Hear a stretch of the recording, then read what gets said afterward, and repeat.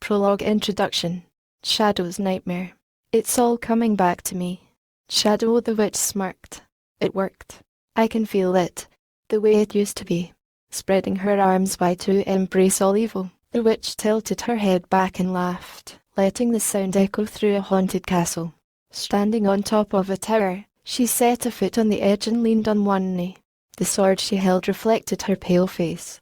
Her pupils stared into space like black holes. Nothing but emptiness in her eyes. The light entering these starless, soulless spheres never escaped again.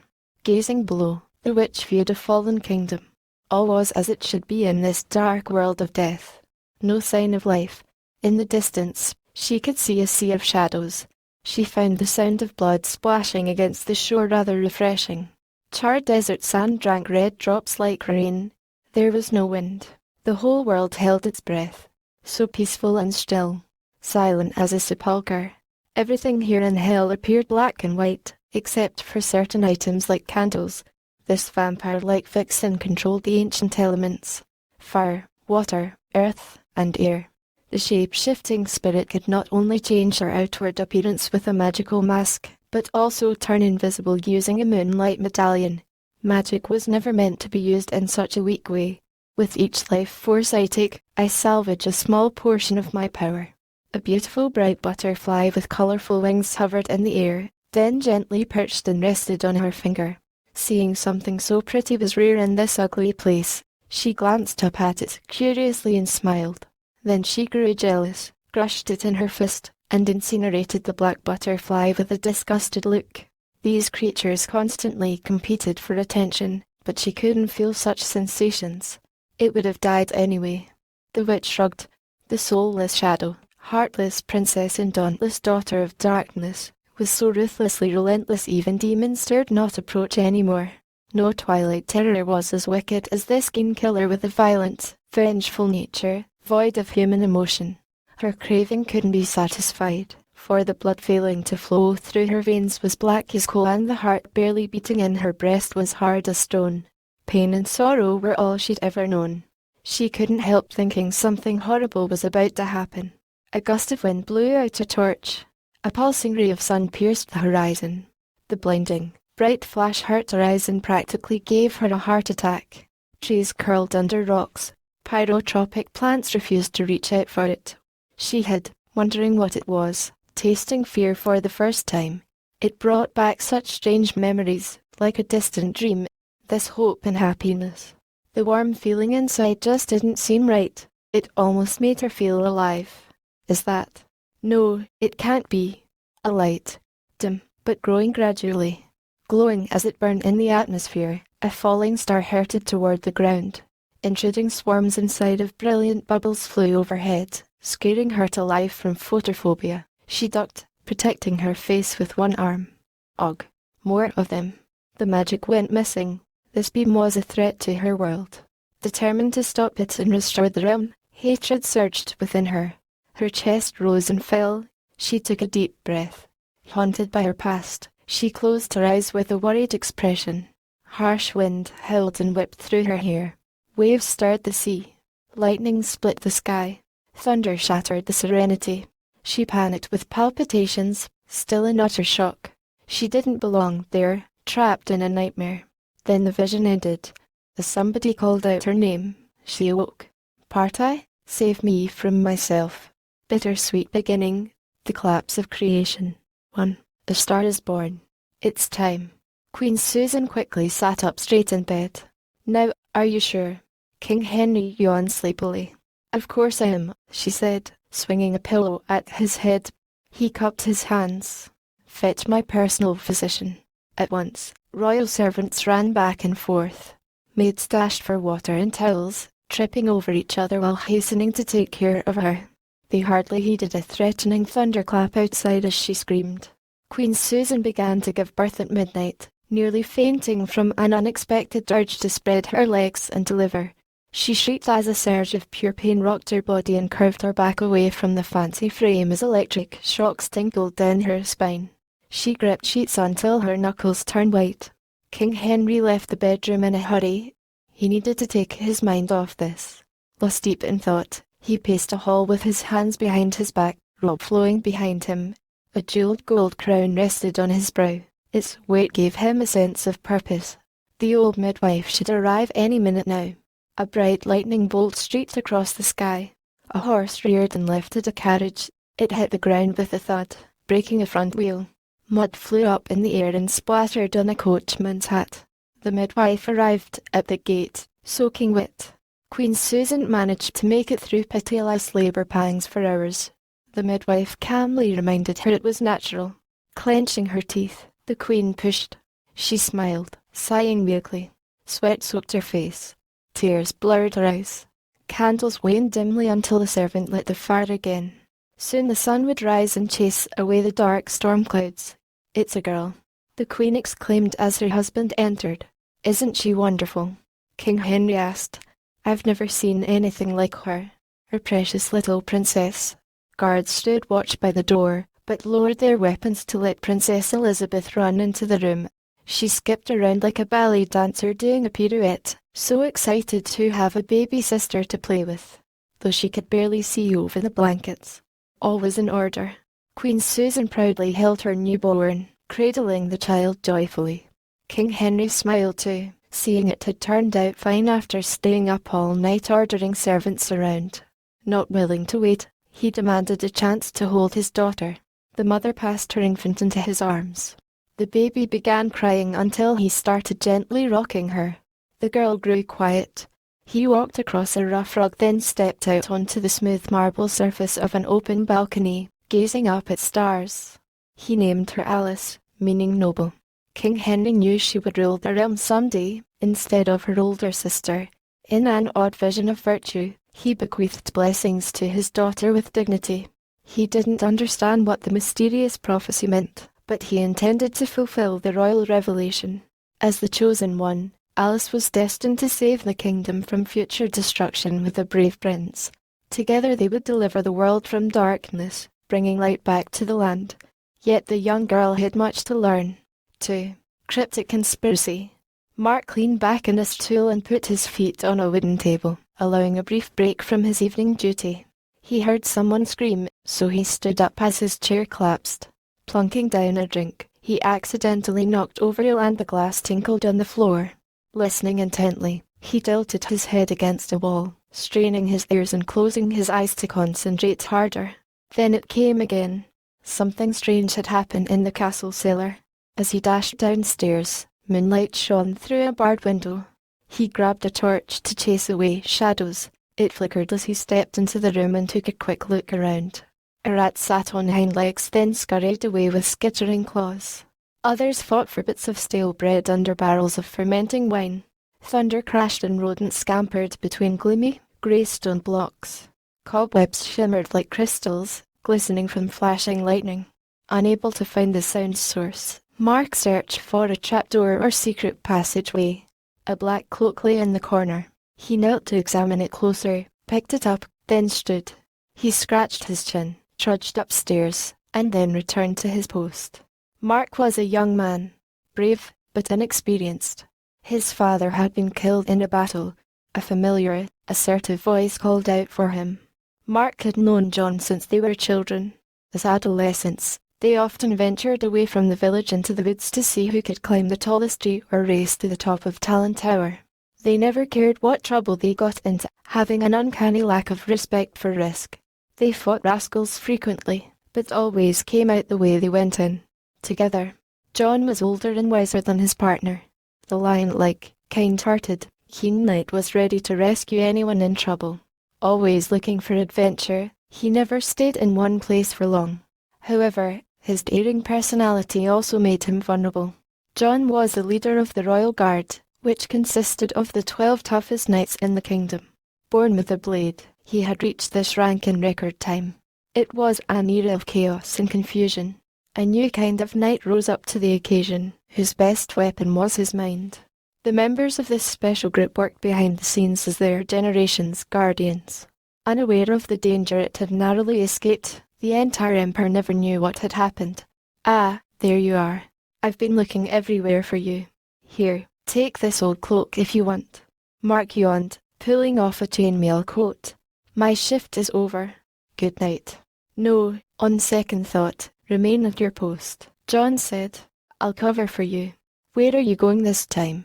If I'm not back soon, you know what to do, John replied. Run away and save myself instead. Mark mused. It's much easier to avoid enemies when I work alone. Indicating ignorance, John shrugged in submission to chance and then put his arm around his pal, satisfying Mark's suspicions momentarily. I'm getting too young for this, old friend. John held the garment in a gloved hand.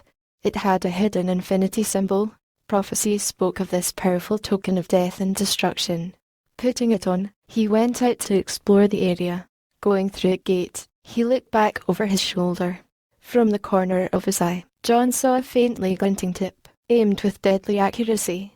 Hearing a black bowstring being drawn back, he got a hunch whoever hid on the branch wouldn't risk an unnecessary conflict.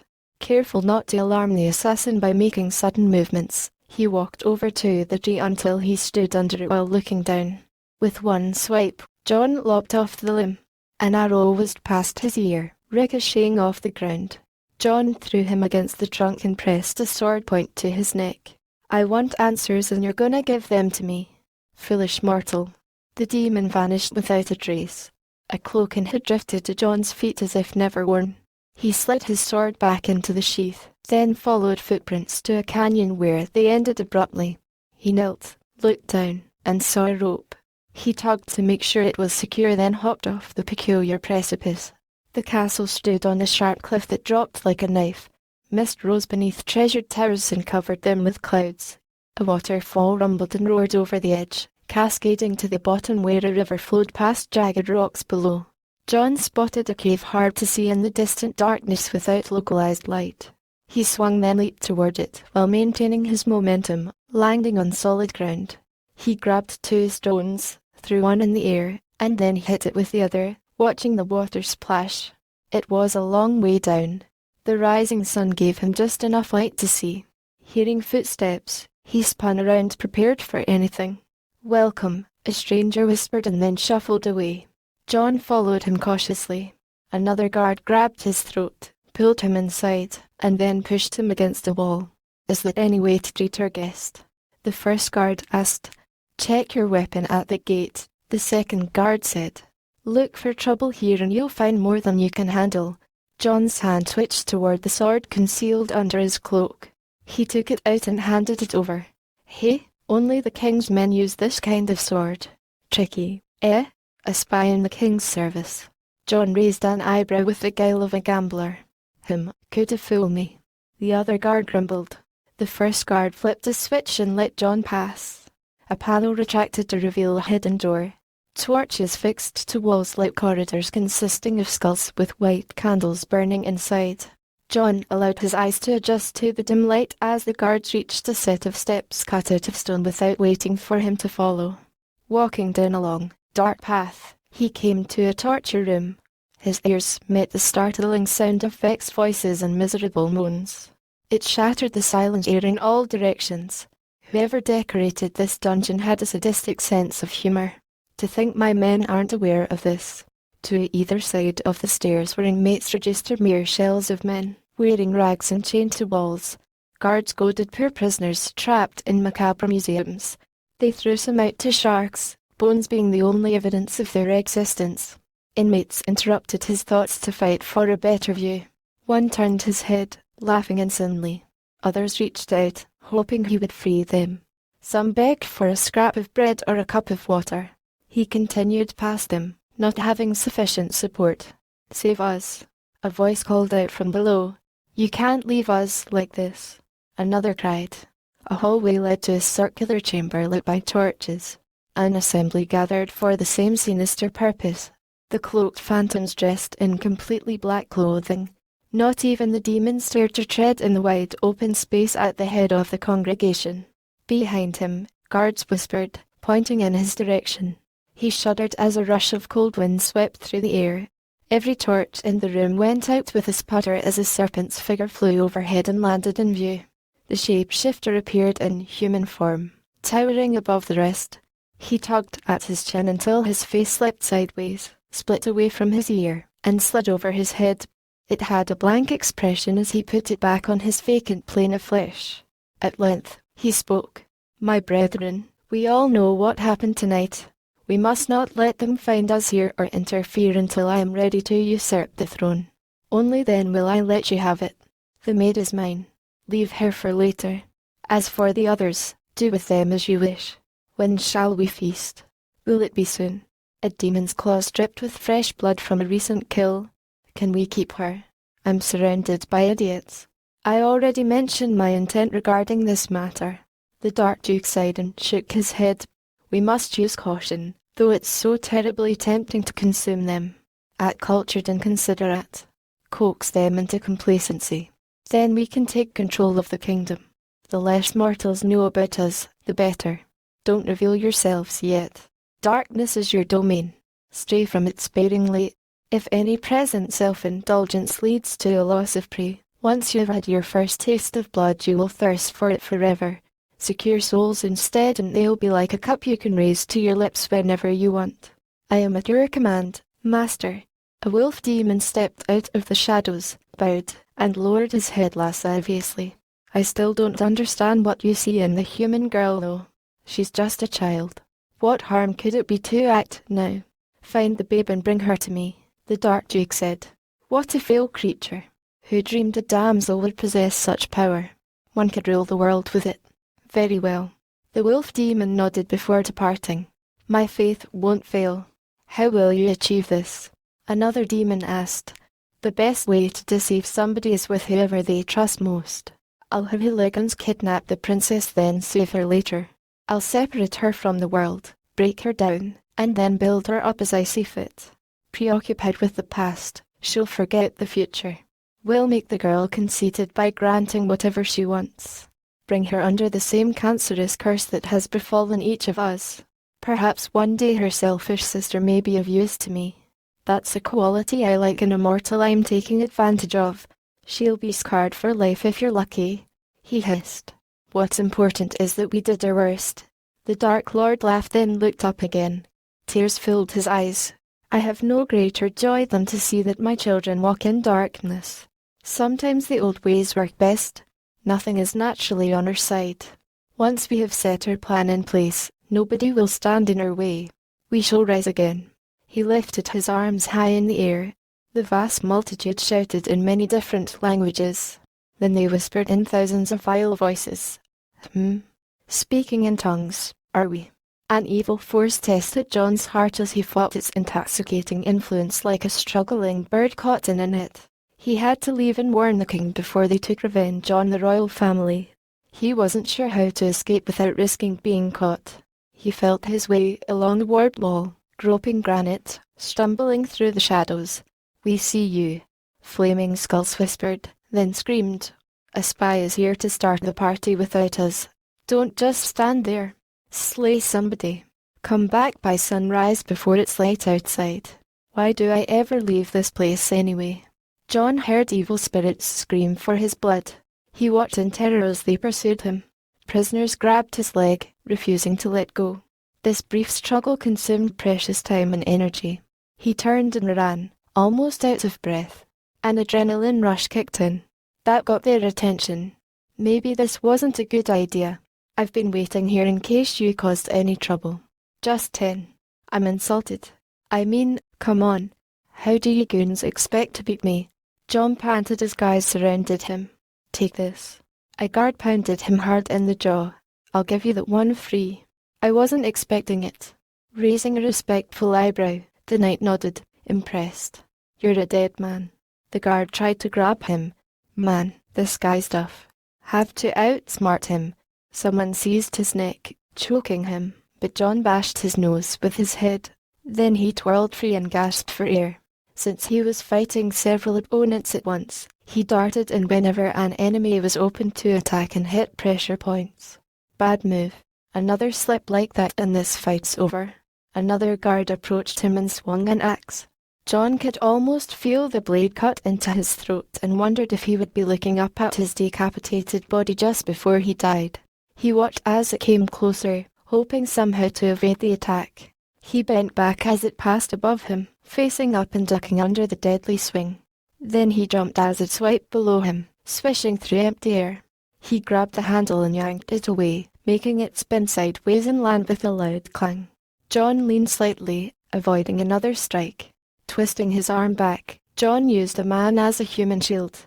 Another came at him with a clenched fist. Dropping and rolling to the side, John dodged the blow. It pounded the wall, freeing Uller's stone.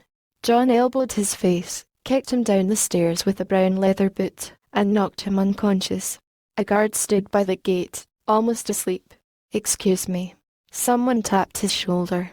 A fist struck him and he tossed a ring in the air.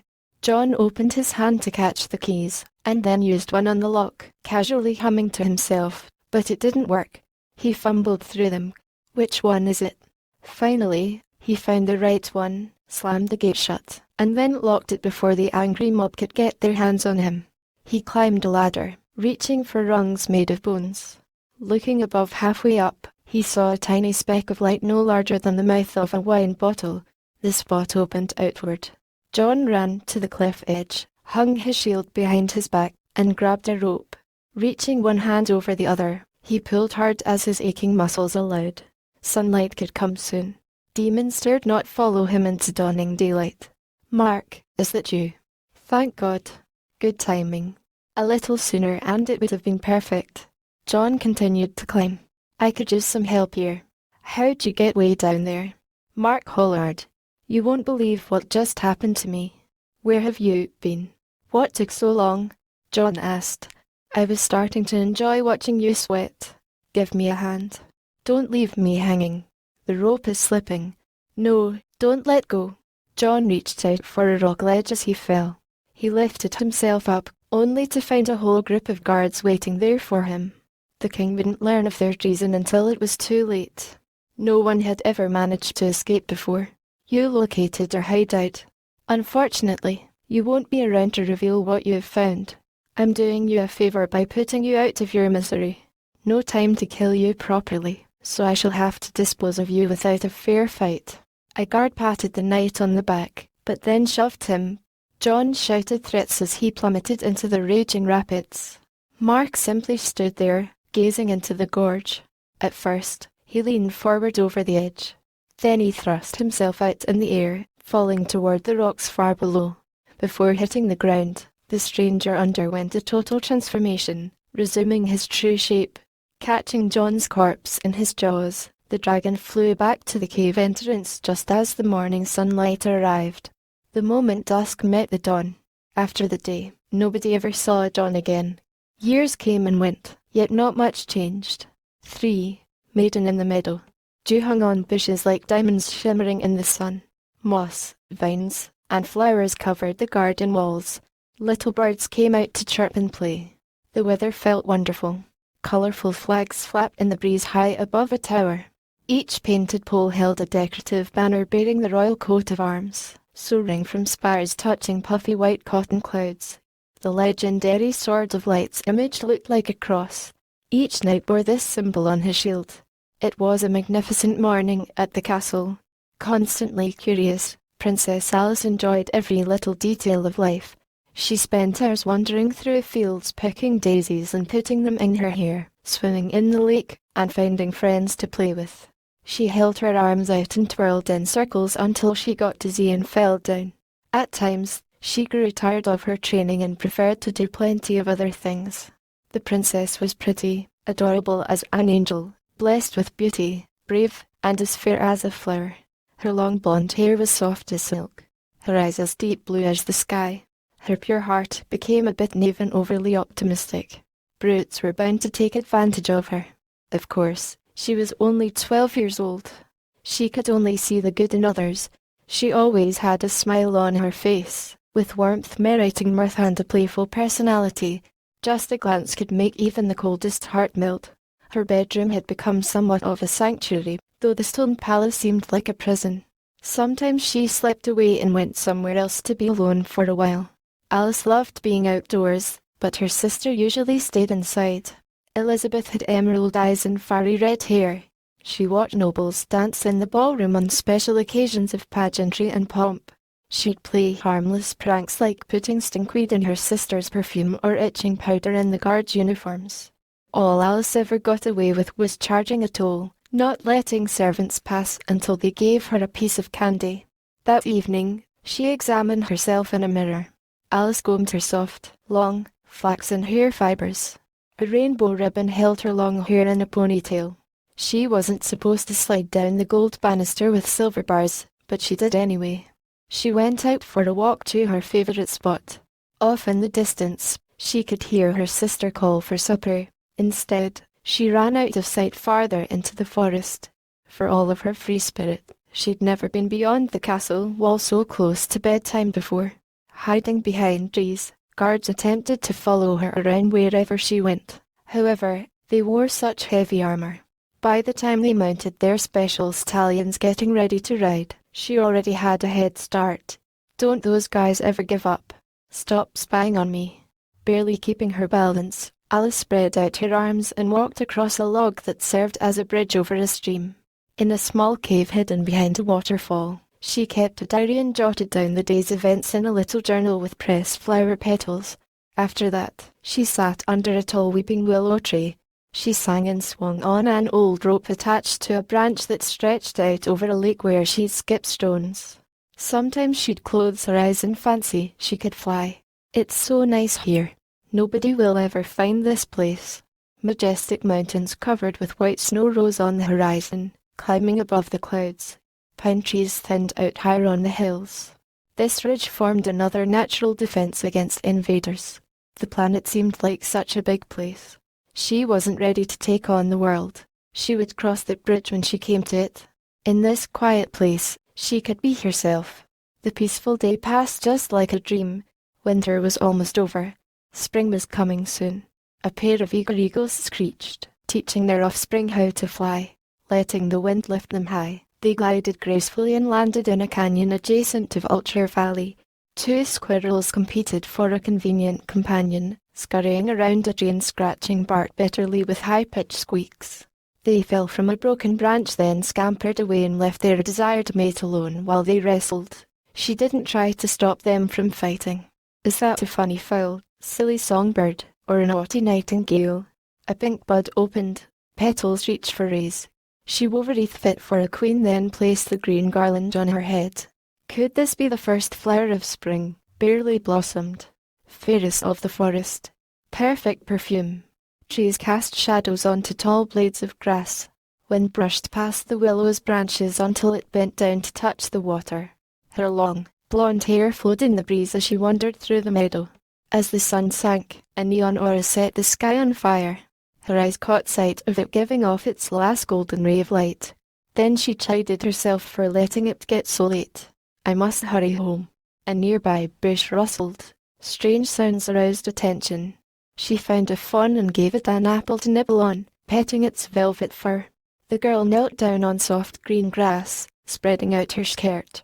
The little deer sprang across a babbling brook, frightened into the forest. All of the animals in the field fled. Birds flew away. Rabbits hopped off. Branches bent. Twigs snapped. Taking a step back, she lost her footing. As she turned around, her arms went out to protect her head. Her silver tiara slipped off and rolled like a ring through peaceful pasture until a rock stopped it. Slowly lifting her eyes, she looked to find out what it was. A huge, black bear towered threateningly above her. Playing dead involuntarily, she fainted and lay still until it got dark out and the air grew cold. It felt like only a moment had passed, but it must have been hours past midnight. Crickets chirped. Olive owls hooted hauntingly. When she woke up, a fat, warty toad hopped onto her head and croaked, performing for the slimy swamp creatures. She jumped to her feet, brushed off the annoying amphibian, and watched it dive into a murky, placid pond among reeds. Alice looked around, trying to remember what happened. Her tiny tiara lay there in the leaves, glinting on the ground. It glowed in the golden sunlight, but shimmered softly in silver moonlight. Picking up the handful of flowers she'd gathered, she walked over to the willow tree and looked across the lake. Hundreds of sparkling lights spiraled with perfect precision in a delicate dance. Fireflies hovered around her in the misty fog of the forest field. Moonlight revealed a reflection of a silver swan and a golden goose. Rushing wind rustled loose leaves as branches swayed. Taking a deep breath, she summoned the courage to head back home. It sounded like someone was coming towards her, but she couldn't tell until her eyes had a chance to adjust. Perhaps a guard had found her, panting heavily and out of breath. Glancing to her side, she glimpsed Grafer as a shadow slipped past trees behind her. Stopping abruptly, a wolf growled and stared straight into her wide-open eyes. A whole pack howled, sending 1,000 tingling shivers down her spine. Her blood turned cold. She dropped her bouquet, followed by the beast. Alice turned to run across roots and rocks. She tripped and fell face down in the mud. The wolves were already upon her, crushing petals. She was up immediately, legs pumping, arms swinging, lungs burning. Her mind raced and her heart beat faster than a hummingbird's wings. She grabbed a rope hanging from a branch just as a wolf caught her dress corner. Her slipper fell off as she swung over the lake and then dived underwater. Frogs hopped off of lily pads, startled by the splash. She swam across, reached the other side, and then sat on a dry bank. Taking off a shoe, she dumped sludge out onto the dirt. A tiny little mouse jumped on her hand. She screamed at the top of her lungs, fled through the forest, and ran all the way up the valley. Twisted trees would have been enough to frighten almost any chase child. Climbing a branch to vault the castle wall, she sneaked back inside. She tiptoed across the long hall, returned to her room, and minutes later, she had already fallen asleep. It was just another day in the life of a typical teenager. With a little luck, her parents would never find out she'd left. 4. Royal rival. Princess Alice awoke to a loud knock on her door. The warm sunlight was so bright she buried herself under a pillow, frustrated by the persistent voice calling her name. She got up and opened it. Queen Susan stood there. "Where were you yesterday? What were you thinking?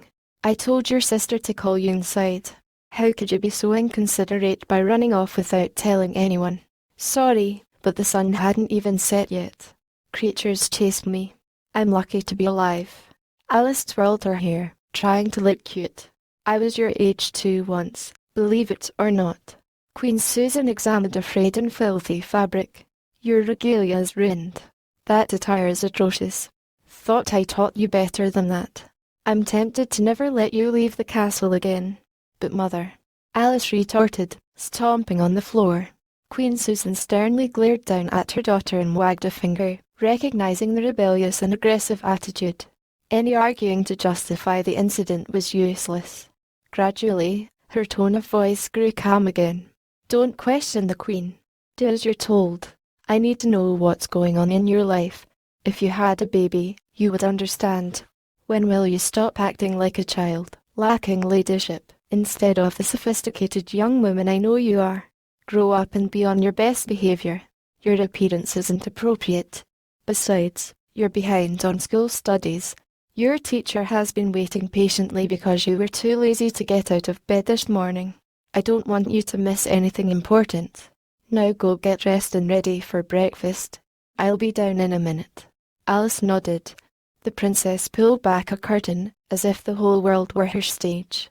She could see the entire kingdom from her bedroom balcony. From a window, she watched students play games. Her best friend Jack looked up just then. "Hey Alice, quit daydreaming. What's wrong with you?" "It's hard to explain.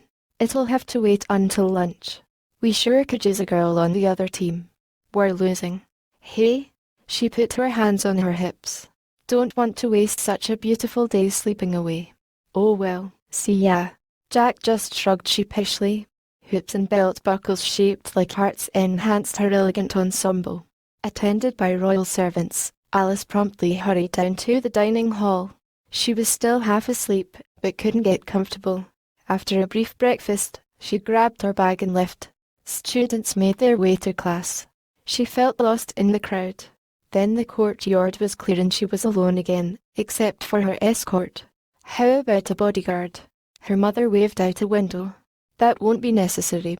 Her tiara tilted over. The teacher reviewed yesterday's lesson with the class. Later he switched gears from lecturing on philosophy to math. Charles raised a finger and held an open book in one hand. His grey hair shifted as he read the text and gave his own view on the subject matter. Often he became more like a bard than a teacher. Everyone could always count on him for quick answers to difficult questions. Though impatient, he seldom hesitated to speak up or offer his advice. His scholar's robe swished. Alice didn't always get along well with others. Swinging the door open, she gulped at the sight of 20 other teens. Seated students opened books with pencils in hand. Their heads turned around. "I'm so pleased you could join us, Princess. Care to confess why you're late for school yet again?" Charles asked. "Sorry, I'd rather not if you don't mind." Alice shrugged, grabbing her wrists behind her back with a mock curtsy and rocking forth on her feet. "Very well, then take a seat." Charles gestured as if it were a throne. "Oh, by all means, feel free to take your time," the teacher suggested sarcastically. "Now class, as I was saying, whatever happens, everything has an explanation, whether we see it or not. We take a lot for granted in life. What if we're wrong? How can we be sure something is true? Should we trust our senses, or is it better to believe in the impossible? We must consider what we've come to accept as fact. In this institution, the kingdom's best and brightest young men and women would grow up to change the world someday. She would never graduate, gifted with great genius. She couldn't stand spending long hours in class, rarely reading boring books. She just wanted to have a normal life instead of staying cooped up inside a castle all day. Princess Alice sighed, looking out the window longingly. During this exact day, she couldn't stay focused on the front of the classroom. Instead, she let her mind wander. Resting her head on a hand, she seemed about to fall asleep. Noticing it, somebody sitting nearby tipped her over. Alice took a book and hid behind it. Notes passed under desks. "Alice, were you listening?" Charles asked her again. Yeah."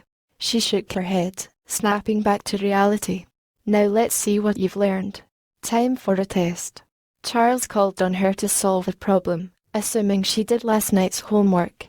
It involved dividing a certain number by 0. The answer was infinity. She stood up, took the chalk, scribbled something, then turned to face them when she finished. She hurried to change her answer, but accidentally knocked over the board, which fell and hit her head. The other students couldn't bear it, holding the air in until their chests burst with laughter. Girls gawked, whispered as if she'd committed some awful crime of the century, checked if the teacher was looking, wiped smiles off their faces, then twiddled when he turned around. "Enough, everyone," Charles scolded, drowning out the noise. "You may sit down now, Princess. Are you feeling okay?" "Yes, sir. It's just that I'm so tired of listening to lectures." She yawned, then shrugged and leaned back in her seat. "Stay put. I'd like to have a word with you after class." Charles frowned. "As for all you, don't avoid your assignment." Princess Alice remained seated, staring off into space. The room quickly emptied with relieved sighs and complaining groans. Some students haphazardly brushed past her, knocking over her books. They rudely ignored her, but she acted indifferent. "What am I going to do with you?" Charles asked. "I'm sorry. I get so bored sitting at a desk all day long." She looked down at the floor, fidgeting nervously. "Wish we could go out and have fun for once. Why do I need to learn all of this stuff if I'm never going to use it anyway? Maybe you'd find my little lessons more interesting if you paid attention.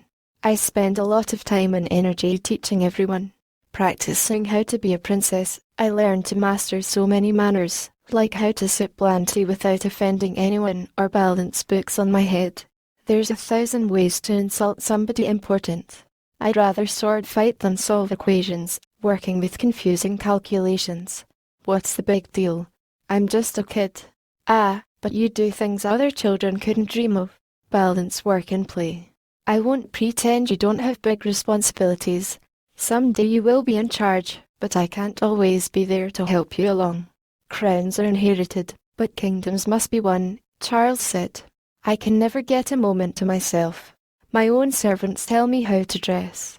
I'm not free to do what I want. I feel so trapped. Your choices affect people around you who will depend on your decisions. Make your mission easier on everyone rather than taking risks. So set an example and show them how it's done. Learn before you teach." Train your wild imagination. Be patient and accept others who might be more experienced. In order to lead, first you must follow. The key is knowing when to do so. Well, I sure wasn't getting much positive feedback. That's because you've been asking the wrong people. Are you trying to teach me stuff again? Alice asked. What do you remember from your math lesson? Not much. She bit her tongue. Life is an equation. You can calculate an unknown variable by finding an unchanging universal constant. Nobody's born with character. We obtain it during difficult times. Naturally, we get upset when we make an honest mistake, but we can learn from them. The lessons in life that mean the most are often the hardest to understand. To succeed, we must be willing to fail. Just take it one step at a time. Prepare for the worst. Hope for the best. Charles lingered in the doorway before he left. Is there anything else? Can I go now? Alice asked. Life is a test. Study hard, Charles said. Elizabeth came to check on her little sister. I think it's time we had a talk. The other students are starting all kinds of ridiculous royal rumors. You have to earn their respect or my social status will, Do you see what I am trying to say? Can you please pretend like you have a life for a minute? You're turning into one of them. Though I'm developing diplomacy, don't expect me to do everything for you. We have different paths in life, but don't worry, dear. It will be fine. Just wait and see. Say, royalty ain't what it used to be, Alice said. I know exactly how you feel. Elizabeth raised an eyebrow and then hugged her. Did you give the guards too much trouble? How did you ditch them, honey? You shouldn't go anywhere unless they tag along. Mother was worried sick. Mother is just a mad cow. Alice rolled her eyes. Princess Alice lay down on the lawn, gazed up at the clouds in the sky, and watched birds fly by. She imagined having a world of her own with nobody to tell her what to do. Lately, she spent the time dreaming of her true love. Someday a handsome prince would just randomly happen to wander around in the woods by chance and take her away. She didn't know how, but it didn't matter. Anyone would do, provided he was perfect, had a white horse, and could fulfill all her wildest wishes. A knight could lean down and break the spell with a kiss. Then they would ride off into sunset. A boy dumped a pail of water in her face, then laughed. Oops, thought you passed out from heat exhaustion.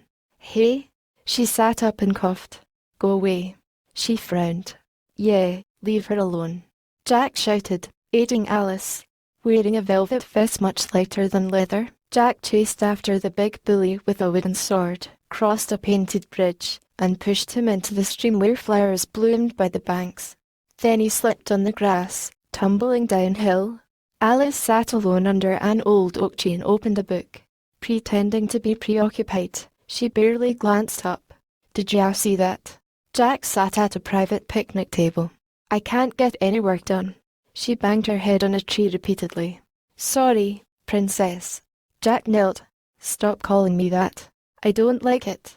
My best friend shouldn't bow to me either. It's embarrassing, she said. Whatever you say, princess. What you doing? Just soul searching, she said. Well, when you find one, let me know, Jack said. Might take a while. I've had a lot on my mind lately. Wait, let me get this straight. You're reading on purpose. Yeah, so. She laughed, but managed to turn it into a cough, covering her mouth to avoid revealing her amusement. I've slain another serpent this morning. Jack bragged. That's nice. How many does that make now? I lost count. Jack scratched his head. I'm Sir Lance a Little. You're trapped in a tower and only I can save you. I can take care of myself, thank you. Come on, where's your sense of adventure? Jack asked. I left it back there with my lunch. Maybe later. Quit studying. Let's play. I just need to think for a while. I don't get you. Or girls in general, while we're at it. Women are so weird, but I am a big fan. In fact, my mother was one of them. I'd rather just relax. Let me finish eating first. Alice took out an apple. I got a low grade on my test. That's not very lucky. Bet it's not half as bad as mine. Don't talk about bad luck. I invented it. Soon all sorts of terrible things will happen to me. She shuddered. Like getting an education. Careful, You'll learn stuff. I can rule a kingdom. I'm almost 13. So why don't you run away? Jack asked. Fine then, I will. Why not? She shrugged. How far are you gonna get? I bet you could survive a whole week if you don't acquire a taste for your own cooking. You're a clever chemist, except those putrid brownies you're always asking everyone to try. Jack jested. I might as well take all my books and throw them in the moat with you. See you tomorrow. If I survive, that is. Hey guys, wait up for me. Jack ran off again. Outwardly, she gave a good show. Inside, she was irritated. Life was moving far too fast. Nobody truly understood or accepted her. She didn't want to stay here for the rest of her life. If she ran away, would anyone care enough to look for her? 5. A Princess in Peril. After supper, Princess Elizabeth retired to her room to spend the rest of the evening painting a portrait. She dipped her pen in the ink and drew a simple sketch on canvas, yet barely noticed when her sister stepped in. Princess Alice flopped onto the bed, bouncing lightly. She lay on her stomach with her head propped up on one hand and hair spread out behind her back. Who are you illustrating? Alice asked. Paladin, supposedly. Have you ever heard of him? I've been listening to rumors about him lately. Some people say he's a prince searching for his one true love. Well, you never know if he's still single. Even so, he's an exceptional model. His eyes are so intense, strong, and confident. Elizabeth gazed passionately at the image, brushing back her hair. It sounds so romantic. If only the tales were true. Maybe I should leave you two alone together. Alice winked and bit her lip as her sister put on perfume and makeup. I've got to get ready for tonight's recital. It's worth the trouble to go to town. The last symphony left the audience stunned, longing for more. This will be the finest concert ever conducted. I absolutely adore a classical comedy. Elizabeth exclaimed. Great, another family feud. They're talking about me. Princess Alice heard yelling in the master bedroom, so she pushed past the guards. Her parents were getting into quite a few quarrels lately. Ironically, they disputed what was best for her and what schedule changes might improve her performance. They'd been so busy they waited until servants reported about her most recent mischief and probably figured this was a growth phase. I can't stand it when you two fight. I'll do the best I can, but please don't argue over nothing like this, Alice said. Don't talk like that in front of your father, dear. You're causing a spectacle. King Henry gestured for the servants to leave the room, which they did gladly in a great hurry. This isn't who I am. My role was meant for someone else. I never wanted this. When will you see? Alice asked. I'm very sorry you feel that way, but we would never hurt you, Susan said. Your mother is right. For once, we can't afford to stop and drop everything we're doing right now. We've spent months preparing for thousands of people who will be here for the big fair. After this, I promise we'll do something together. A servant knocked to inform King Henry an appointed ambassador had arrived from a foreign land. He proposed a new treaty to instigate interdependence between both. The king became so involved in the discussion it lasted an hour. After listening for a little while, excluded from the exchange, Princess Alice left again, finding it rather rude. Is something wrong, sire? Charles asked with concern. I should say so. You'd better believe it. The king used a tiresome tone of voice, turning from a wardrobe with the manner of one casting off an old mantle. He rarely even called great gentlemen into his private chamber. I find your teaching method faulty. I want my daughter prepared to take her place on the throne. It's time to stop protecting her from the real world. Life is a long battle to be fought. I told her she could achieve anything she puts her mind to. I didn't mean to overdo it. Sorry about that, sire. Apologies aren't good enough. It won't happen again, Your Highness. Charles bowed. See that it doesn't. Do not disappoint me. Don't you see, sire? This is exactly what you predicted. My daughter is a bit too old for these fairy tales. She will take private lessons at the castle. From this moment forth, I officially dismiss you. Keep your distance from my daughter. I mean to find someone to supervise you. King Henry pointed at the door and waited for Charles to leave. Queen Susan barged in to query her husband. You told her daughter the prophecy isn't true. I'm just trying to offer her a firm sense of reality, dear. Why give her hope for something that will never happen? Are you done yet? The Queen impatiently interrupted. It's your own fault.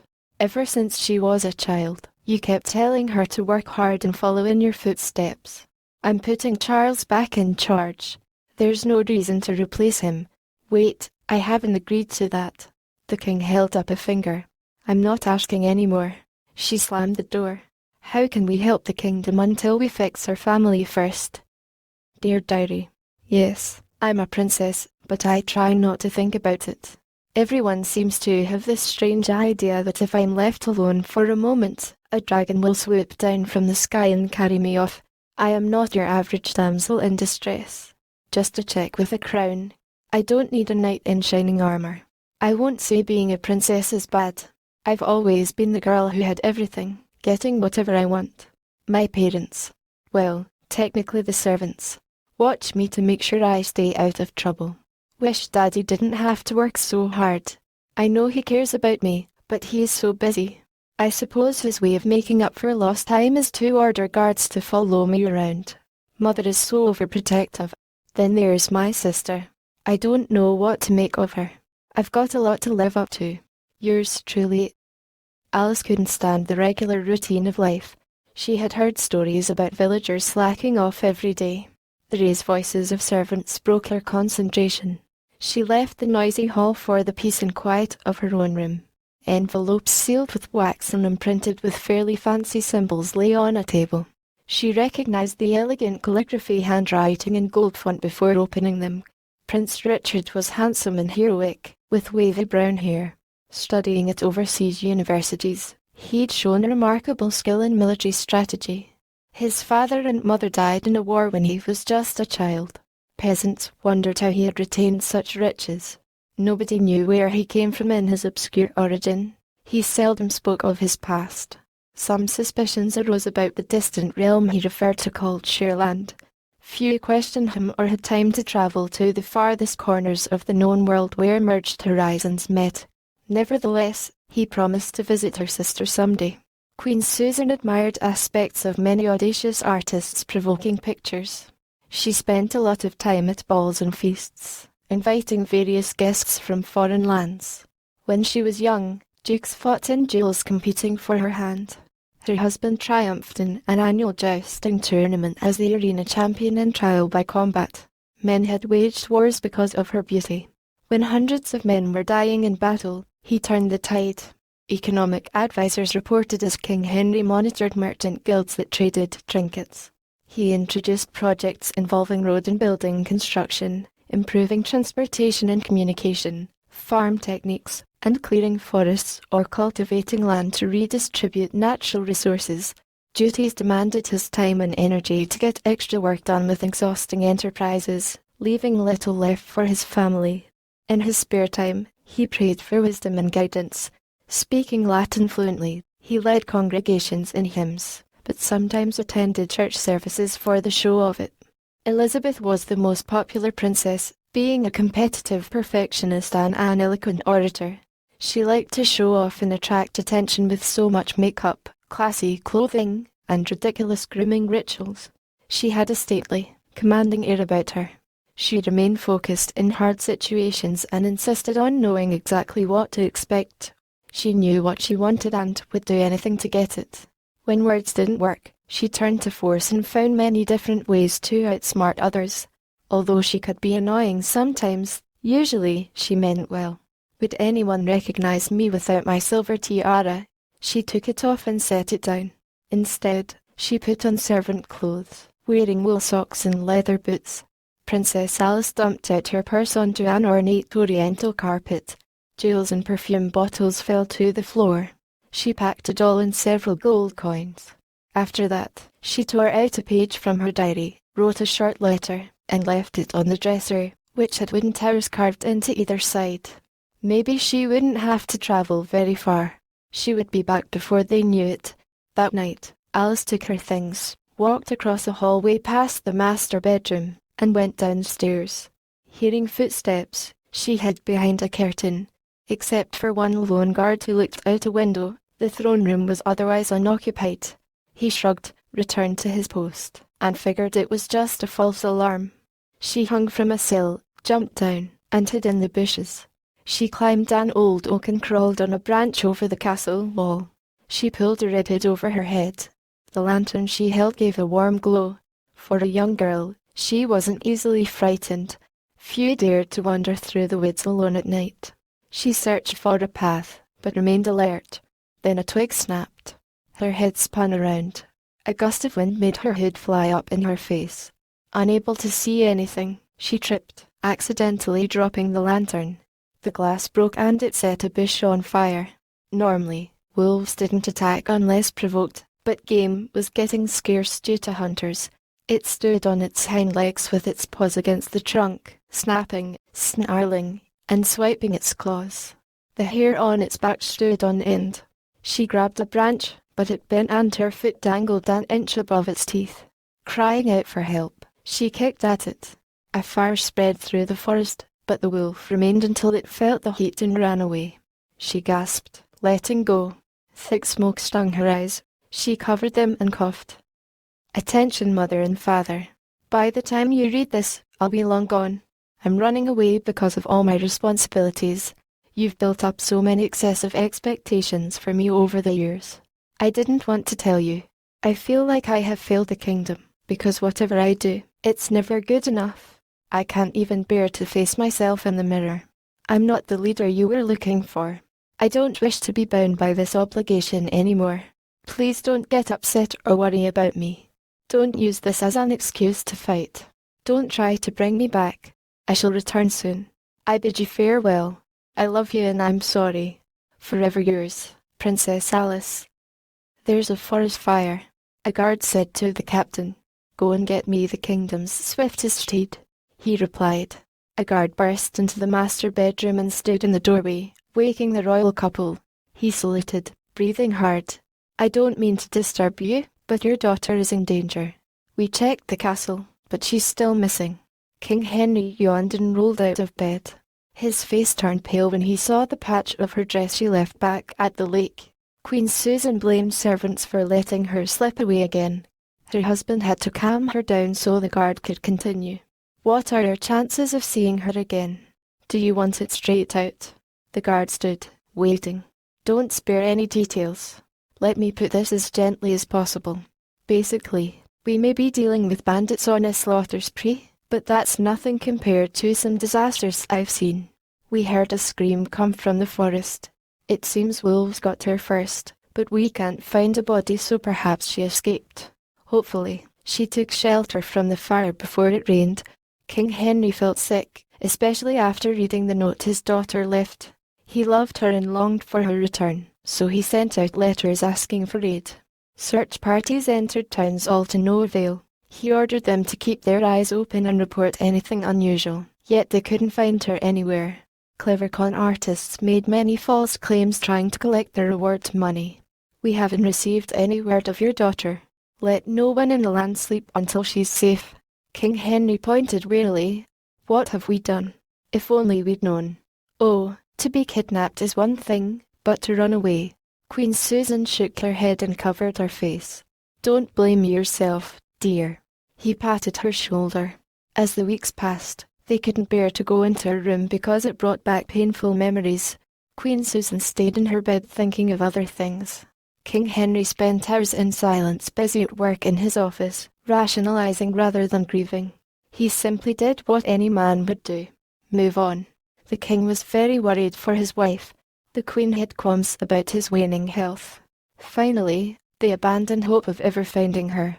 They figured wild animals ate her alive or fire had burned her to death. They held a funeral with violins in the valley by the willow, gathered in a circle.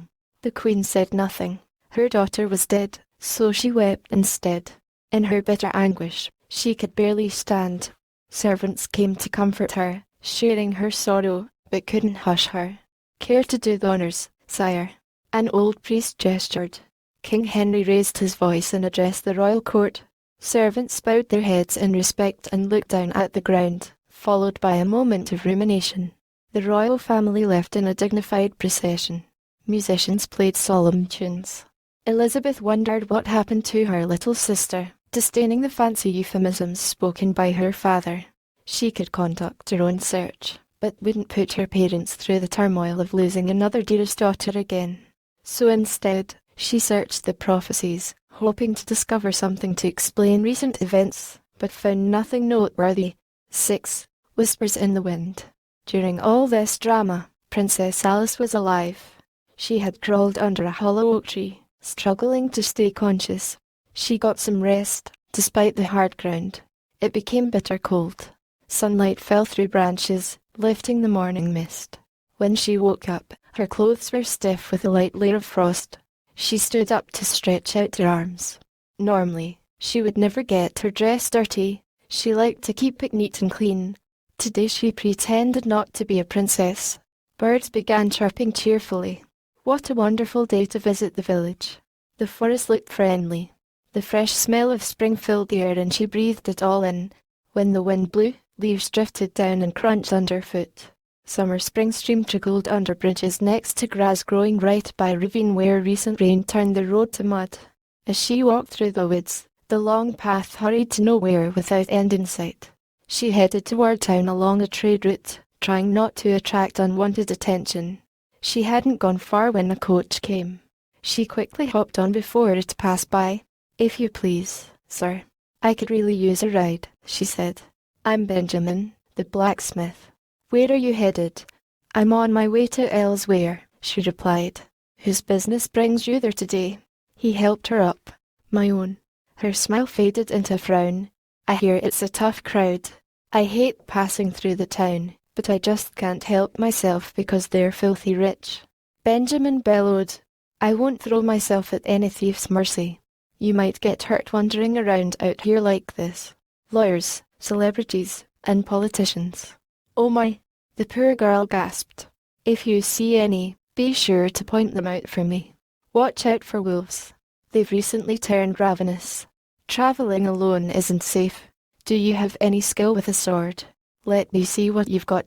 "I might just buy a blade," she said. "Sure, go right ahead," the bulging blacksmith said. She sorted through weapons and pieces of armor. A dagger shaped like a dragon tooth caught her eye. Armed knights rode right up to the coach. Hearing this, the princess peeked through cover curtains.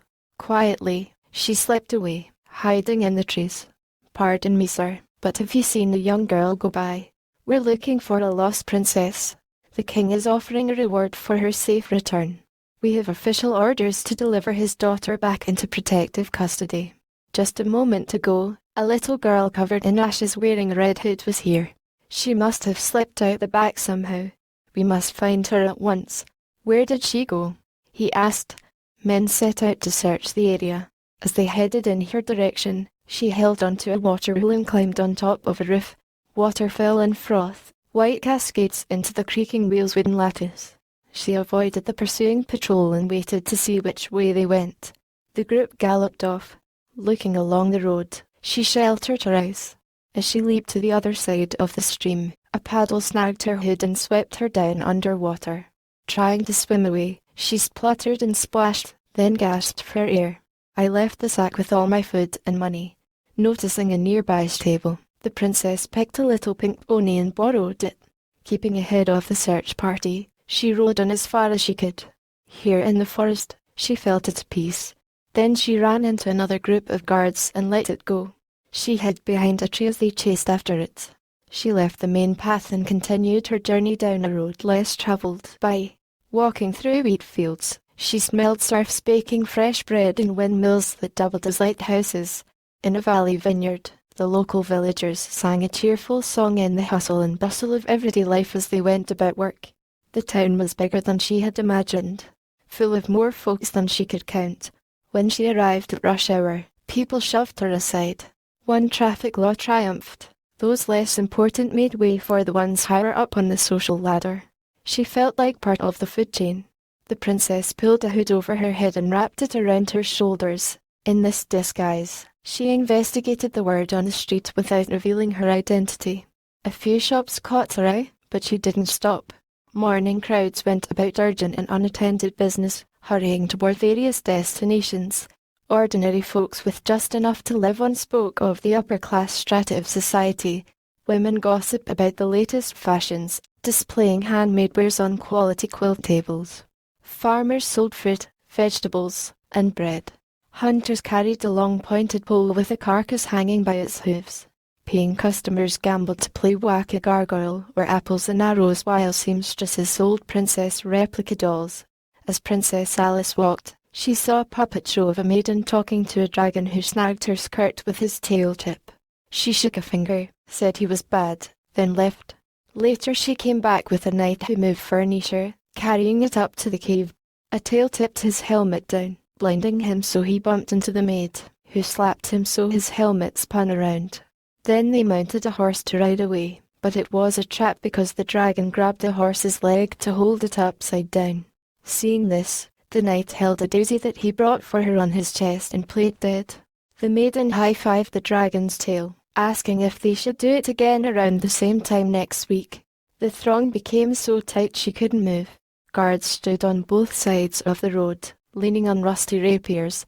Some walked and swung their arms, getting along with anyone drinking to their health. When one gestured to the others listening to his tale, she ducked and darted down a narrow lane, which brought her to a quiet street on the edge of town. The corner was less congested than in the public square, except for vagabond vendors. Stories spread with wildfire. Crowds conversed about the prophet Paladin, saying that he was more than a man. Some claimed he came from a distant world. Monks affirmed he made everything in the earth and would judge evildoers, but bring peace to those who trusted him. Maidens mentioned a romantic renaissance and told tales about a handsome prince. Candles burned in windows like faintly flickering lights of longing. Others ridiculed the rumors, saying he was only a carpenter born of a common peasant family. His words offended some religious leaders, though nobody could counter his teachings. Scholars and priests sought to be in Paladin's presence and learn more from him. Pilgrims portrayed many more various versions of these tales in marionette musicals. It was difficult to determine fiction from fact. Either way, he'd be a big crowd-drawing factor during the fair. I know the truth is out there somewhere. When the prophet arrived, the princess left to find him. She could hear them from a mile away. Peering through the trees, she saw a man clothed in a flowing white robe standing on a hilltop. Finally, she made her way to the front, pushing past strangers and slipping through the throng, hoping to meet him. The man sat in their midst and spoke, completely captivating the audience. To the crowd's astonishment, he healed the sick, deaf, and blind with power beyond mortal measure. However, he took them aside later and told them not to reveal who he was until the proper time came. People whispered, pressing closer to see what was going on with an eyewitness encounter. A group of his disciples mentioned something about letting them go home. Then a little boy came out carrying a basket of fish and loaves of bread. They laughed, wondering how such a small meal could ever possibly feed so many. The prophet took it, said a short prayer, and then passed it out. Later he sat with the children, telling stories. The sun began to set behind the hills. Perhaps he's the prince I've waited for my whole life. Where did he get such wisdom and power? Keeping a low profile, the princess sought Paladin as the crowd left. If he wasn't telling the truth, he was either a liar or a lunatic. She felt sure that he would help her once she met him. It seemed like she had known him all her life. Are you a pauper or prince as the crowd claims? Alice asked. Who do you say I am?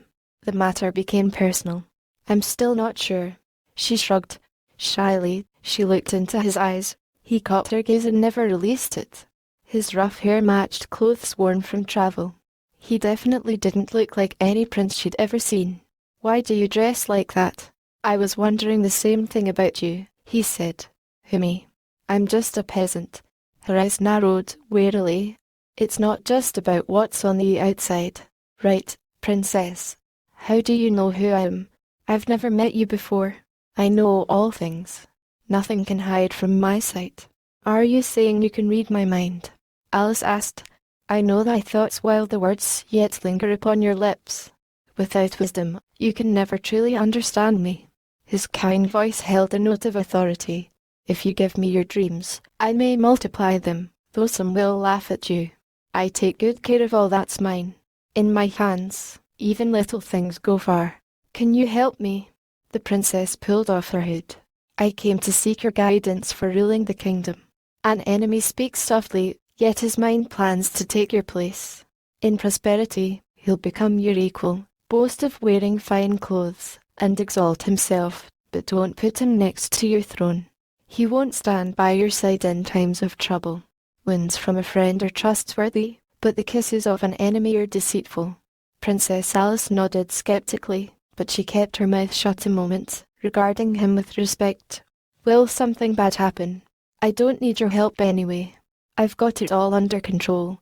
Did they tell you about a better way? Some shortcut? How have you come to forsake your faith and stray so soon? There's no harm in having a little fun, she said. It's the wrong way. Many doors bring death, but one leads to life and few ever find it. The path to peace many would call myth. The farther you go, the harder it gets. Others went before you, but some will walk with you. Many would mislead you. It's hard to know who tells the truth. To find yourself, first you must be lost. Yeah, whatever you say. She rolled her eyes, dismissing the matter from her mind. So this is your choice, he said sadly, looking down. Look, it's getting late. I'll come back tomorrow, if you're still here. She tried to be as patient as possible, not wanting to get caught outside after a curfew. Very well, until we meet again. He let her go, knowing she would find him when she searched with her whole heart. Return when you're ready. I'll wait for you. 7. Held hostage. Somebody shouted. People panicked. Civilians dived for cover. A horse galloped past, nearly running them over. A cart veered, crashed into a well, and sent egg crates and feathers flying. The driver went through the air, then landed with a wet thud in mud. Squealing hogs hobbled off as a wooden wheel rolled by. A door swung open.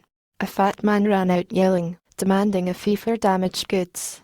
Having trouble steering straight, Alice asked, Something spooked my horse. Could you help me clean up this mess? I'll pay in advance. I'm William, the locksmith. Oh, I'm only an ordinary orphan about to be adopted. My parents died before I even knew them. She displayed her dress. I can tell you're from out of town, he said. I need a place to spend the night, she said. Well, you're welcome to stay at my home and play with my daughter's heir. If you don't behave, you're on your own. Do you mean it? That would be wonderful. Alice met William's delightful family at the dinner table. The tasteless, meagre meal had the texture of soggy gruel, but it was better than nothing. Well, it wasn't enough to eat. The princess was polite. After getting a good night's sleep, she'd have some fun. Good morning, she sang to the silversmith's sister. Waking up early, she went out to see the town. Light lured her from shady streets, drawing her in today. She lifted her face and extended her arms, welcoming the warm energy. She waved to greet friendly villagers who took turns in line at the well, cranking a handle filling up buckets, then wandered around aimlessly. Chickens scurried around and pecked at the dirt. That afternoon, she played tag with the dirtiest, smelliest children in all the land. No one made fun of her, except Roger, the swordsmith's son. Ha! You play like a girl. Roger pushed her down. Leave me alone. Alice warned him. Make me. Ludicrous, lass. It just so happens I am a princess. Very funny. Prove it. Everyone bowed down to the Royal Street orphan. I'm training to be a knight. The rotten brat bragged. A real knight protects the weak from bullies like you. Let not the one who puts on armor boast like he's taking it off. She took out her dagger and then spun it on a fingertip. She tossed it up, flipping it in circles, then caught the handle. You'd be really good at that if you had skill, he said. Roger wasn't about to let her beat him, so he flung a dagger behind his back. The tip sunk into a distant tree trunk. Are you trying to impress me? She lifted an eyebrow. Oh, not at all. Roger yawned, showing off. I don't often get a chance to meet great warriors like you. Could I interest you in a little wager? Care for a challenge? What's the matter? Shy around girls. Let's see if your sword is sharp as your tongue. Roger seemed reluctant, but it was too late for him to back down now. Other people were watching. I accept your ante. I've got a sword right here and it's not a bad blade. He held it high for all to see. Always carry a spear. Never leave home without it. That's my motto. Just shut up and fight. She dared him. Fair enough, you leave me no other choice. A circle of children gathered in the street, goading them to stop flirting and start fighting. The opponents stared each other down, then drew their swords. Chests scraped with a noise like nails scratching a corkboard. As excitement grew, unchaperoned urchins held their breaths and shouts died down. Roger picked up an empty wooden barrel and hurled it at her, but she gracefully whirled out of the way. Shop owners started complaining about the mess. Children clapped and cheered. Hey, are you dodging or dancing? He grunted. Watch where you swing the thing. She ducked. It would have been a more even match if Roger wasn't stronger, but she had better balance and hand-eye coordination. The princess was fast. Light as a leaf. She used her feet, keeping out of range. Roger hadn't the faintest idea what to do. Waving around wildly and slicing at the air, she sidestepped each thrust until he tired out. With a twist of her wrist, she knocked the sword out of his hand. When it was over, he was at her mercy with the blade pointed at his throat. The spectators stepped back. You were saying? Alice gave a satisfied smirk. We're just playing, right? Roger gulped. See? I told ya. Girls get scary if you make them mad. Standing over him, she tossed the sword at his feet. Where did you learn to fight like that? He asked. I have my ways. A famous fencing expert trained her. Could you teach me? Roger wrung his wrist. I can't afford to waste time with you. Keep practicing. Nice try, for an amateur. Let's go before we get in big trouble. Act like nothing happened.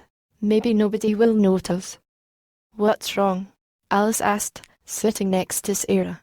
Naturally, I'm a teensy bit nervous. Even a child could easily see through Sarah's sad smile. My father wants me to marry a man I know little about, except he's a rich mirror maker and able to pay off a debt to restore our family fortune. Perhaps he'll pity us. Well, that's just stupid. Is that all we're here for? To be auctioned off by marriage-minded men? What is this? The Dark Ages. I'd rather run away. Where would you go? Sarah looked up again. Anywhere but here, Princess Alice replied. My father's back hurts and business is slow. Mother mends for tailors. The baker offered to take me on as an apprentice. It's never enough to make ends meet though. Maybe he'll find someone else. The princess frowned. I mustn't think that. We would soon be out on the streets. My parents provided for me with ample ability. I can't bear to go against their wishes and cause even more great grief. I hope he's kind, respects me, and treats me as an equal. Maybe I'll learn to love him and forgive him for not courting me properly, Sarah said. The family forced the poor girl into an arranged marriage with a prominent member of the Gold Guild, betrothed to someone she'd never met. Though not official yet, her parents hinted at it often and made all sorts of suggestions. Her forbearing father saw she had some objections and wanted a chance to chat in private. He wasn't getting younger, yet wanted someone to take care of her when he was gone. William walked up to them and waved hello. He was starting to act suspicious around her. He'd been working on this special project no one ever saw, staying up late long into the night. For now, he'd take a break while his wife was out. Make yourself more useful and help me complete a chore, since I don't suppose you've ever done any farm work before in your life. William waited for the princess to follow him upstairs to the attic. He locked the door. I know who you really are. What in the world are you talking about? Alice asked. Oh, don't play dumb. I saw you the other day. I had to learn how to fight and steal to survive in the streets. I picked up some moves here and there, she said. You're the princess. There's no use denying it. Who told you that? I'm simply a servant.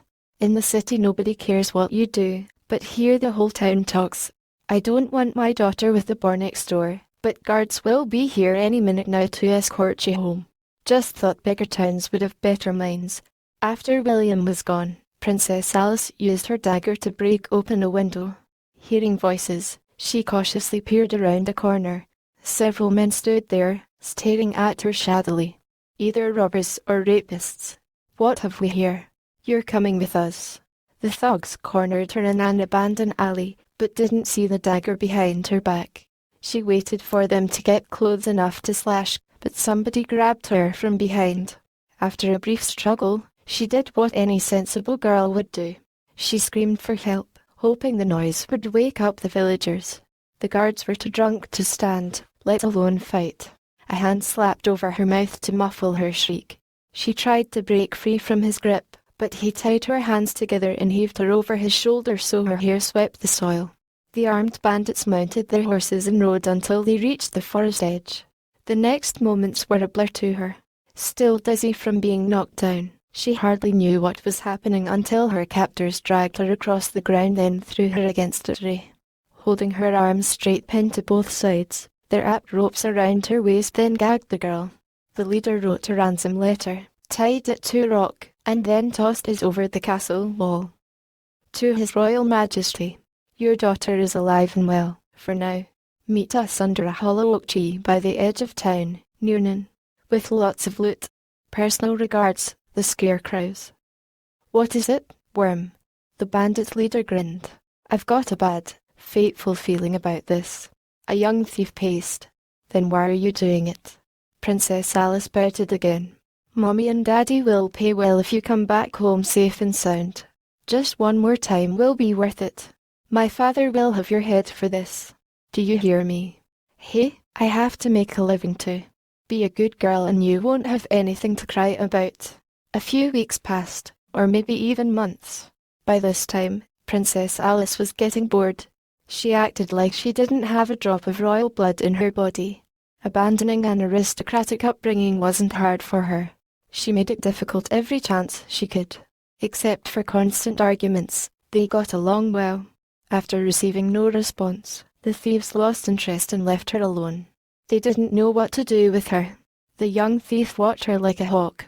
First to rise in the morning, he always snoozed last. She suspected he didn't doze off at all. This rope is way too tight. Could you loosen it a little? I need the great sum of cash your ransom will get me. How romantic. What will you do with it? Alice asked. I'm deep in debt from drinking and gambling. If I don't pay it back, I'm a dead man. I'm just a victim. I have no choice. Yeah, but you're part of this whole thing, she said. Instead of yelling, Alice found a different way to drive him bonkers that took less energy. Abducting her was easy. The hard part was listening to her constantly complain in a whiny way about the dingy dirt and how hard the ground felt. I just kidnapped you. Can't you show me some respect? If you bring me back to the castle, she said. Why do you want to go back anyway? He asked. It's better than this. I'm sure you understand. Stop that. It's annoying. He shouted, apparently agitated. I have an idea.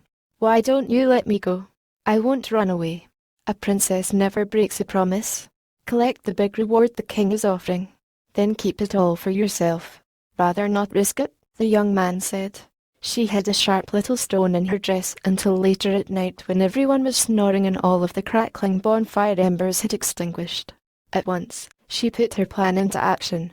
She used a tool to cut the ropes, then took a key she saw hidden on a tree to unlock her cuffs. Quietly, she walked off, taking care not to let anyone see her. After reaching the road, she ran all the rest of the way. The front gate guards didn't even recognize her. Step aside and let me pass. I am the princess. Is that so? A guard laughed until she took off her hood. His jaw dropped open. Princess Alice, you're alive. I can make life very difficult for you, she said. I order you to escort me now, or I'll make sure you never drink ale again. Forgive my former rudeness. I apologize for my lack of proper respect. I didn't expect to see you. The guard knelt down. Why hasn't my father come looking for me? Haven't you heard yet? He gave up the search. Back at the castle, things weren't going well. When she got home, no guards greeted her. Torches lit a path covered with red carpet. Suits of polished armor saluted like knights standing at attention.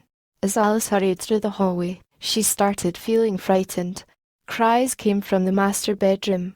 The heavy wooden door was open a crack. Her mother wept bitterly on the floor by her husband's bed, holding his limp hand as she rubbed it against the blanket. Why did I wander so far from home?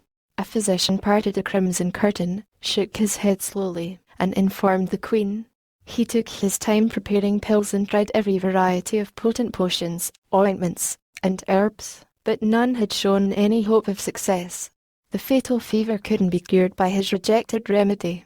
For some strange reason, his mouth slanted up to smirk as he set a bottle on the dresser, but otherwise his expression remained rigid. Queen Susan cried as her younger daughter Alice leaped into her arms.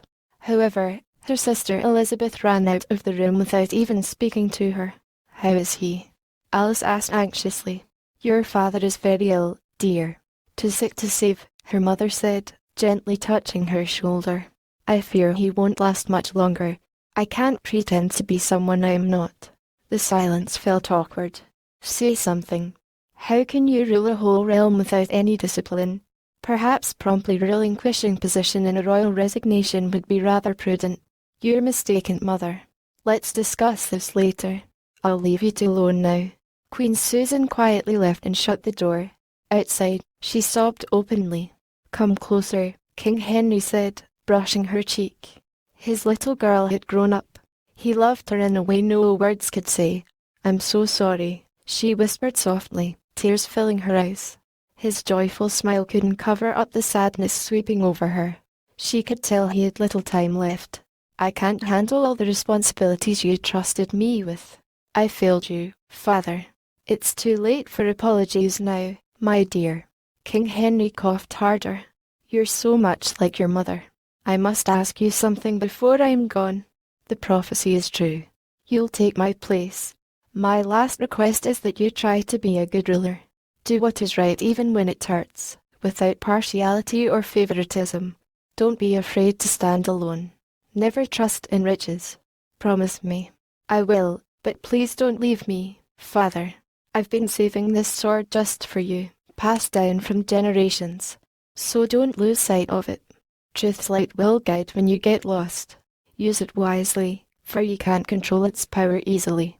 The king's head fell back on a pillow. His eyes slid shut, never to open again. "I love you," she whispered, but he was already gone. Instead, she turned from her father, focusing on other things. Princess Alice opened the case and found a crystal sword. As a tear trickled down the blade, it flashed faintly, analyzing her genetic code. She flung it down on the floor so it stuck up straight. Then she knelt by the bed and wept until morning. 8 roses in the rain. Each gemstone on the royal crown represented a family member. When the father died, the biggest jewel fell out of its socket. It had been several years since King Henry passed away. The castle was never the same without him rushing around giving orders. The kingdom began to grow bigger as they developed new trades, pursued arts and crafts, and built impressive staples. After advances in agriculture and medicine, survival was second nature. The world forgot all the ancient prophetic warnings. When Princess Alice turned 18, they held a coronation ceremony, but she still wasn't quite a queen yet. As she grew older, she constantly faced challenges. However, she wasn't sure what to do next, worried she wouldn't have the wisdom to rule with justice and lead her subjects as her father wished. Every day she endured, fulfilling her childhood vow. She feared the kingdom would gradually fall apart if the burden rested on her shoulders alone. Everything was going fine except for one detail. "If this goes on, Mother will be dead before you know it," Elizabeth yelled, throwing things. If only Father hadn't had that stupid vision. "I told him it wasn't going to work. Why do you get to lead this land? What makes you think you can do better? I'm sorry if you believe I'm to blame, but don't ever accuse me of hurting her. I'm trying really hard. I was always a superior student. I embraced each contest. The sad part is, you're considered capable of elaborate endeavors." Elizabeth never let her sister get a word in edgewise. "Do you know how hard it is to be me? I mean, look at it from my side. One day I'm an only child. Suddenly, my little sister would rather rule instead. Then she runs away. They think she's dead, but she comes home and suddenly she's back in charge." Elizabeth scolded her sibling, adding insult to injury. "I'd give anything to bring Papa back, but he's gone. Don't walk out on me too. I don't know why I was chosen for this task. I'm not ready for all of this responsibility. I have a confession. I don't really want to rule the realm." Why didn't you just say so? Elizabeth spun in shock. I tried to, but he just wouldn't listen. He made me swear. Like it or not, we're family. It means more to me than you know. Not as far as I'm concerned. It's time to start acting like an adult. We'll have to settle this some other time, but it truly isn't that important. Right now, I have more imperative affairs to attend to, unlike someone I know. Elizabeth exited the throne room without another word. There you are, Princess. I hope to run into you, Highness. Something's troubling you. Anything I can help you with? Oh, you startled me. I didn't see you standing there.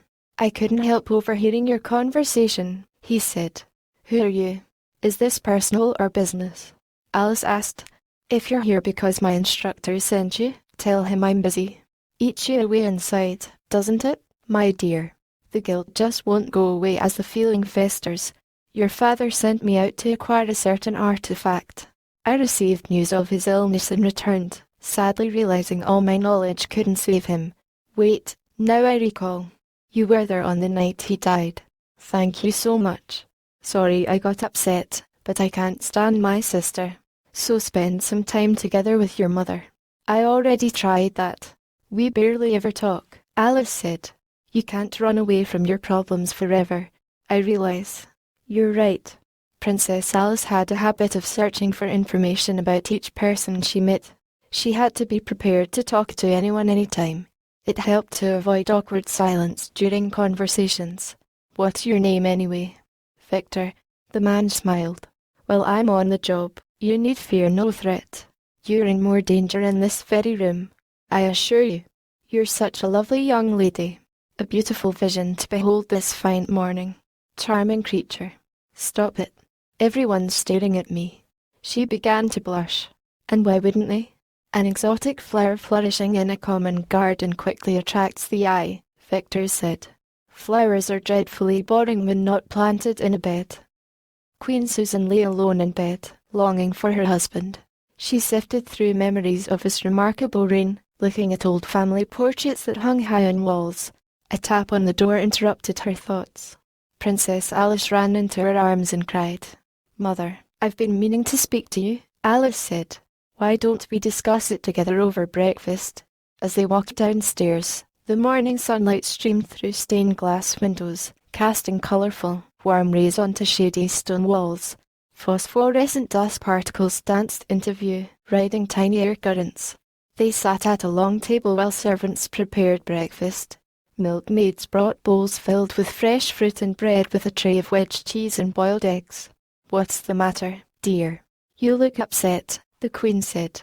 I'm sure it's nothing. Could you please pass the butter? Good morning, the chief chef said. I hope this will adequately satisfy your appetite. Roast ham and wine to wash it down, with biscuits and jam. Princess Alice poured out a cup of tea, propping an elbow on the table, resting her cheek in one palm. She crossed her legs, shifting to a more comfortable position. Queen Susan folded both hands in her lap. I'm aware you don't care much for history, but when it comes to family, it's a different matter. Dear, your father considered renouncing his royal title to be independent again, but then, coughing violently, the Queen choked and passed out. The Queen grew quiet. Alice spat out the tea she was about to swallow, which splattered on the wall. She wiped off her mouth with a tablecloth. Mother, please get up, Alice cried in confusion. As the Queen stared into her daughter's tear-filled eyes, servants came rushing from every direction. Physicians checked her pulse, but echoed efforts of voices lifted in vain. It was too late to reverse the poison's deadly effect. What's going on here? Victor found a dead body lying in the king's kitchen. How did this happen? Get the royal guard. Someone ambushed the servants. Mark reported. Permit me a moment to counsel the princess, Victor said. Don't be upset, dear. It's not your fault. Everything will be okay. Please bring her back. Princess Alice cried out. I am forced to speak first. Princess, I pledge to find the traitor who did this and then run him through with my blade. I'll teach you how to rule the kingdom. Your father himself made me promise that if anything happened, I would take care of you. Meaning what? She asked and opened her eyes. Truly your training paid off, Princess, But I must be blunt because you show promising potential, yet it's not enough. You're smart in a girl kind of way. I can guide you. If you're wise, then you'll let me help for now. Courtesy veiled the threatening tone in Victor's voice. Princess Alice stepped back and shook her head.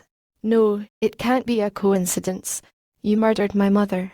Precisely, Princess. Nice kid, bad judge of integrity. Did I put too much poison in your mum's meal? Was it the wine? You think you're so smart, huh? I won't have an assassin on the loose. Guards, arrest this man. Alice yelled as he dashed down the hall and then leaped out a window.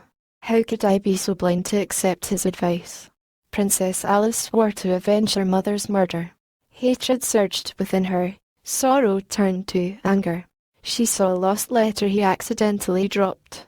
Wondering what secret the stranger hid from her, she opened the envelope. Leaning against a wall by a window, she gazed below. Then she threw it away without another thought. Imaginary realms had no room in her mind. A few years as an adult cured that. From the time she was a little girl and her daddy died, she just wanted to grow up, putting the past behind. Princess, you may not fully understand now, but someday it will make sense. Don't fear the trial you're about to face. Trust me and you'll never lack the courage to do what's right. No one can take hope and joy from your future. I have a plan for you and will come soon. I will always be with you. Forgiveness sets you free. Let the truth in. Mark my words well. Until then, my beloved Prince of Peace. Queen Susan's tragic funeral took place out in the garden. Servants gathered for the occasion with friends and family members of the royal guard. Men carried her coffin at the head of the procession, then set it down next to the other. In a symbolic act, Princess Alice took a handful of dust and slowly let it go to spread all the ashes in the wind. Why do you wear that? A little kid tugged on her sleeve. This necklace helps me to remember things I never want to forget. Now I can carry a lock of her hair wherever I go. Charles stood behind her, placing a hand on her shoulder. He had been her friend and mentor for many years. I lost my wife. It was hard for me at first, but I managed. I miss them so much. Will it ever stop hurting? Some scars never heal, but they remind us the past was real. It might feel like nothing is left to believe in, but you can't let the pain eat you inside out. As long as you remember the good times, you'll always be together, Charles said. I never got a chance to say goodbye. I want to believe they're in a better place. Princess Alice sobbed softly and lowered her head. She set a rose on the casket and whispered farewell.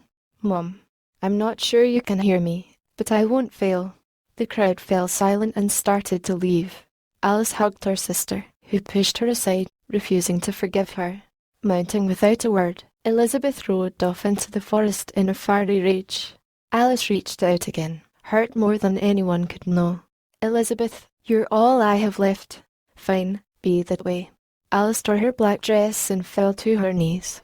The sky turned grey as dark storm clouds passed overhead.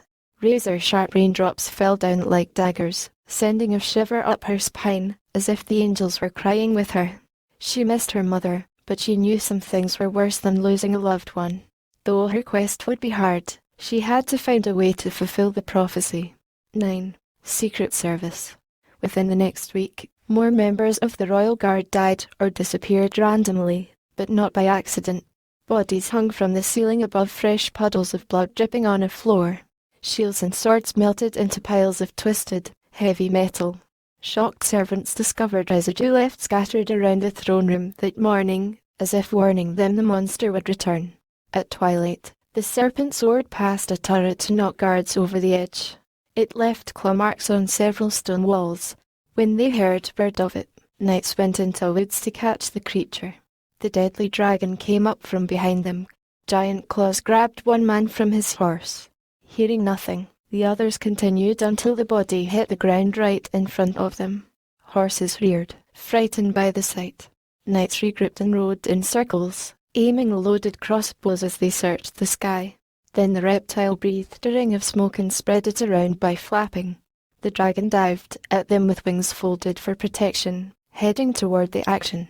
The tail knocked over then stabbed several horses. One man dodged the dragon and hid under a pile of leaves until the threat passed. Mark found his mentor's corpse by the cliffs. That day, he swore to avenge John's death. Days filled with training and long nights with study in the library of learning, the halls of history. Years later, he went on to become the new legendary leader thanks to Matthew's monotonous lessons. Trainers appointed substitutes in case of an emergency. They bravely replaced the honored heroes who fell before them. Such respect was reserved only for courageous champions. Youthful speed and strength made up for the sufficient skill and smartness of various older veterans. They all gathered in sparring circles, learning from each other. Pay close attention, class. I'll only show you this once. The head instructor approached. Suddenly the men snapped to attention and stood up straight, hands to their heads. I have a new recruit for you, Commander, Matthew said. At ease, Mark said. Sir, you said many men would be standing outside a door waiting for a chance to serve under your command. Knights used to fill these halls. They kept getting killed. Mark replied to the new recruit, then looked away again. I'm afraid this is a bad time to join the Royal Guard. Are you prepared to give your life for the kingdom? Yes, sir. He saluted. I was born ready. When do I start? Morality is more than being brave. You could certainly use plenty of practice, but I suppose you have style despite lacking formal instruction and general guidance. I'll initiate training tomorrow. How am I supposed to prove myself in a battle if we never fight? A novice squire shrugged. You remind me of when I was young and stupid. Use your head, while you still have one. First, defend yourself decently and avoid the attack. Wait until your opponent wears out, then strike. If your sword splinters, then draw a dagger. Remember, be the blade. Tell me, how did all these men die? What happened? At first, we started out resuming a routine patrol pattern. It went well until we lost contact with the rest of our search party. Then these creatures came after us. Mark's mind wandered as he recalled what happened when he arrived at the scene to investigate. It was such a simple plan. Everything was under control. I had it all worked out. How could anything have gone wrong? A butcher opened the basement door and never came back. The one who had found the nasty nest was still alive somewhere in the shadows, cowering in the corner. So terrified and tormented he'd lost his humanity. Where are the others? Why haven't they returned? The monsters are everywhere. The frightened butcher cried like a crazy lunatic. Go find your own hiding place. It's okay. No one is here but us, Mark said. The others are dead. I can still hear them scream. A swarm of spiders crawled through the corridor. Prickly hairs scuffled swiftly and covered the ceiling. They left behind bodies to feed upon later, hanging in the hallway. The man saw something hang above his head. Get out of here. Turn back while you still can. Stay away from me. I'm warning you. Leave me alone. Somebody help. Pouncing on its prey, a spider climbed onto his face. Fangs injected poisonous saliva that dissolved his flesh into mush. It soon sucked the victim's blood out of his body, draining soft tissue until only an empty bag of emaciated skin remained. When a squire saw the man eaten alive, he swung his sword as hard as he could at its legs, but the blade broke. Turning its ugly head to a new target, the spider stared at him with beady eyes. He dropped to his knees as if nothing mattered anymore, prepared to let them take him away too. The spiders wasted no time wrapping him up and dragging him off, keeping him alive so they could use him for bait by tugging strands to lure in more men. Stop them. The commander banged his fist on the floor. You can't help him. Mark held Luke back. Who's in charge here? I don't know how you do things where you come from, but I never leave a man behind, Luke said. Everyone's dead. They're gone. Mark knocked some sense into his commanding officer. Give me your hand. This fight is finished. Let's go before they come back. Go on without me. Save yourself. I'll hold them off. You have your orders. Luke pushed them in. One scared little spider is behind a leg, but then a mini monster stuck out his tongue. A soldier fell to poke on his shoulder, looked up, and saw the woman tapping a foot while crossing other legs. More spiders poured through the vaulted doorway, crawling on walls. The brave knights turned to face this threat with their weapons ready. A spider stretched out its legs, leaping into the air toward them. It went after Luke and cut his throat. Someone fired a crossbow bolt to kill it, Another spider split its legs out in midair, knocking out several knights. Mark broke open wine bottles with his blade and dipped the tip into a nearby torch. He set some spiders on fire, but it only made them mad. There were too many of them to fight. Instead, he torched the whole nest. They hissed and curled up in a wreath of flames. Moments later, the monsters were dead. That was their weakness. It still wasn't clear where the spiders had come from, but after that, they'd keep the latch locked. At least they got away with their lives, except for their leader. By the time the rest of them arrived, nothing remained but bones.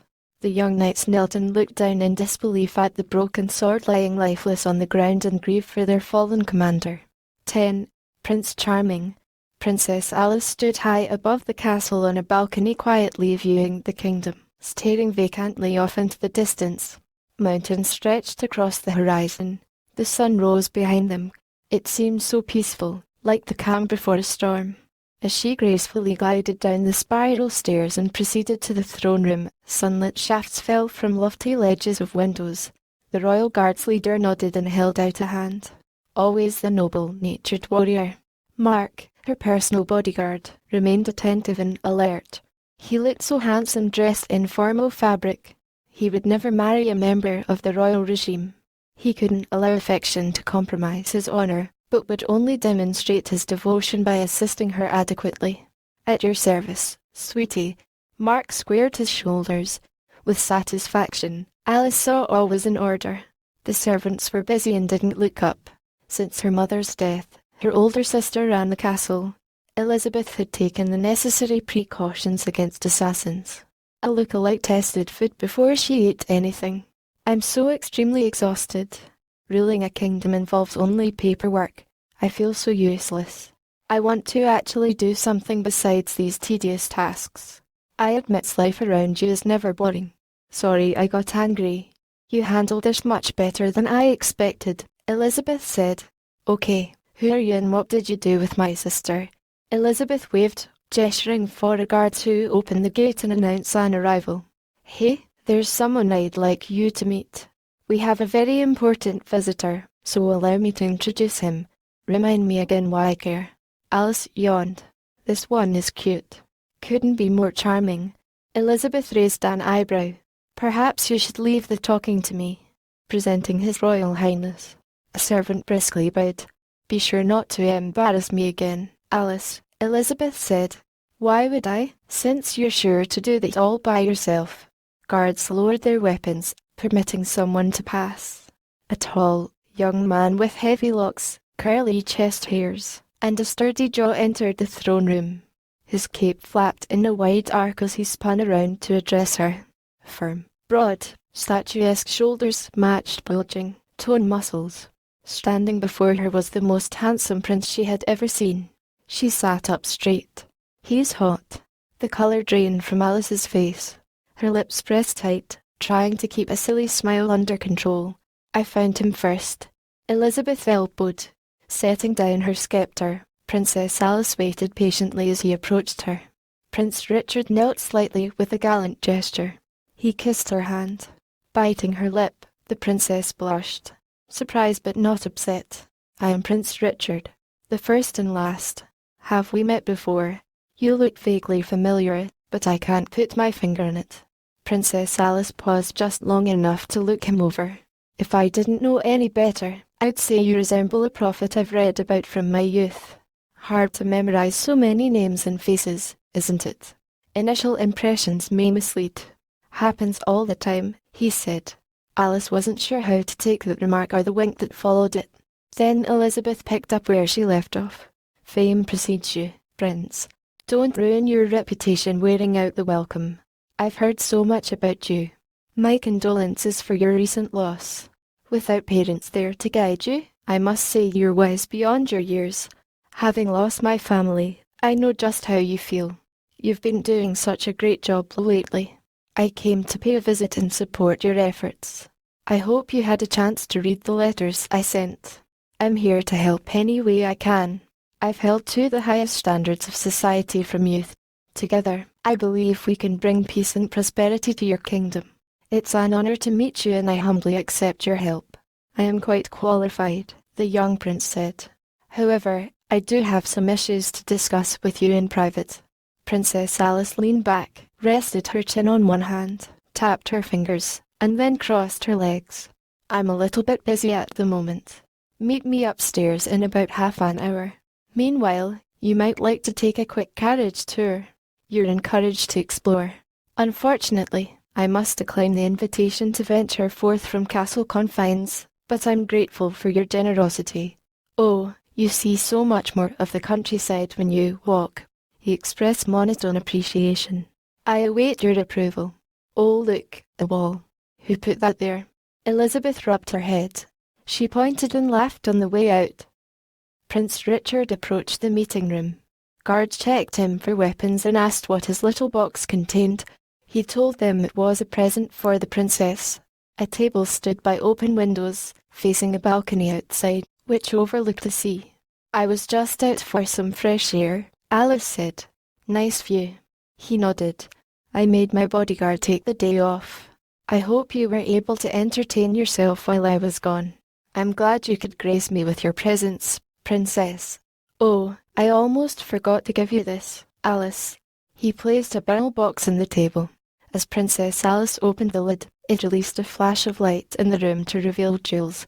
The generous gift held glittering gems, precious pink pearls, amethyst amulets, enchanting emeralds, radiant rubies, dazzling diamonds, seductive sapphires, nifty necklaces, beautiful bracelets, rare rings, and elegant earrings of various shapes and sizes including Earth and Moon.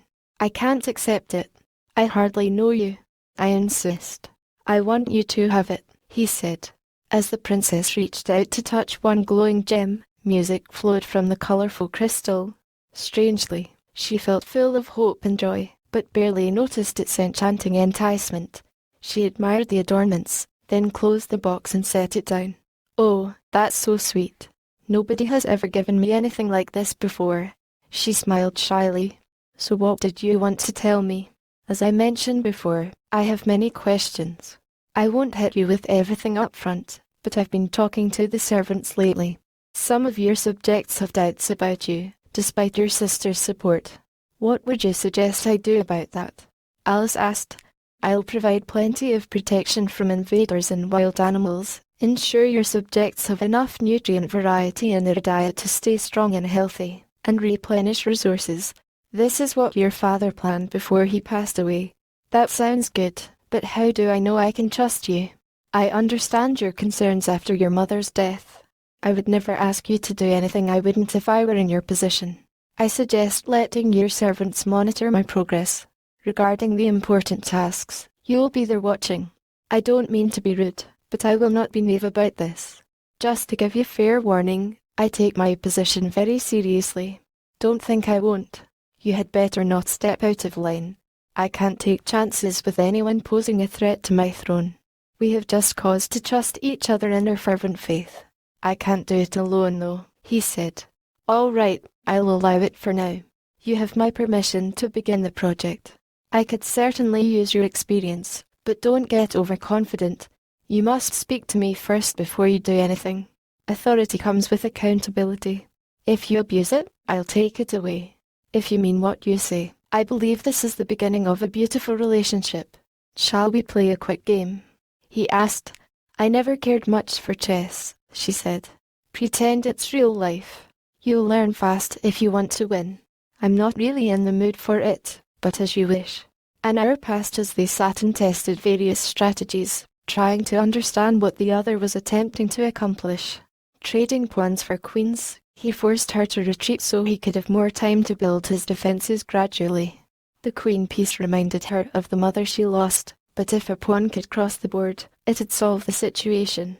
Growing impatient, she let down her defences and lost the match gracefully. Prince Richard swept his hand across the board, knocking over the pieces. Checkmate. Prince Richard grinned.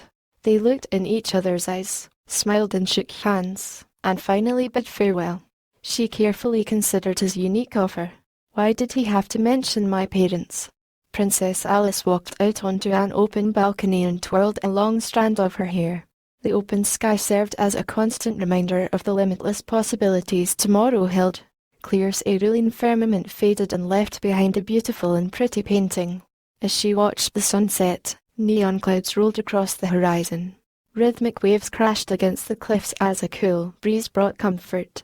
She wasn't afraid to face the future anymore. She stood there for a while and lost all track of time. Then she turned and leaned against a wall. She picked up the gold box, taking out a topaz. It looked very pretty, shimmering in the sunlight, but the glittering gem's brilliant beauty could not disguise the darkness within. This time, when she touched it, the crystal felt cold.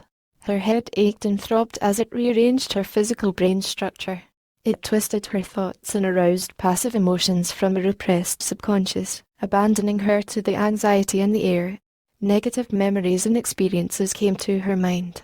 Intensity increased when withdrawn from the artificial addiction. Neural networks accelerated activity. Jewels made her jealous. Doubts about Prince Richard's authenticity and suspicions of his sincerity fueled this fear, including personal inadequacy. Her thoughts switched between bittersweet memories of joy and sorrow, despite an inner doubt that weighed heavy on her mind.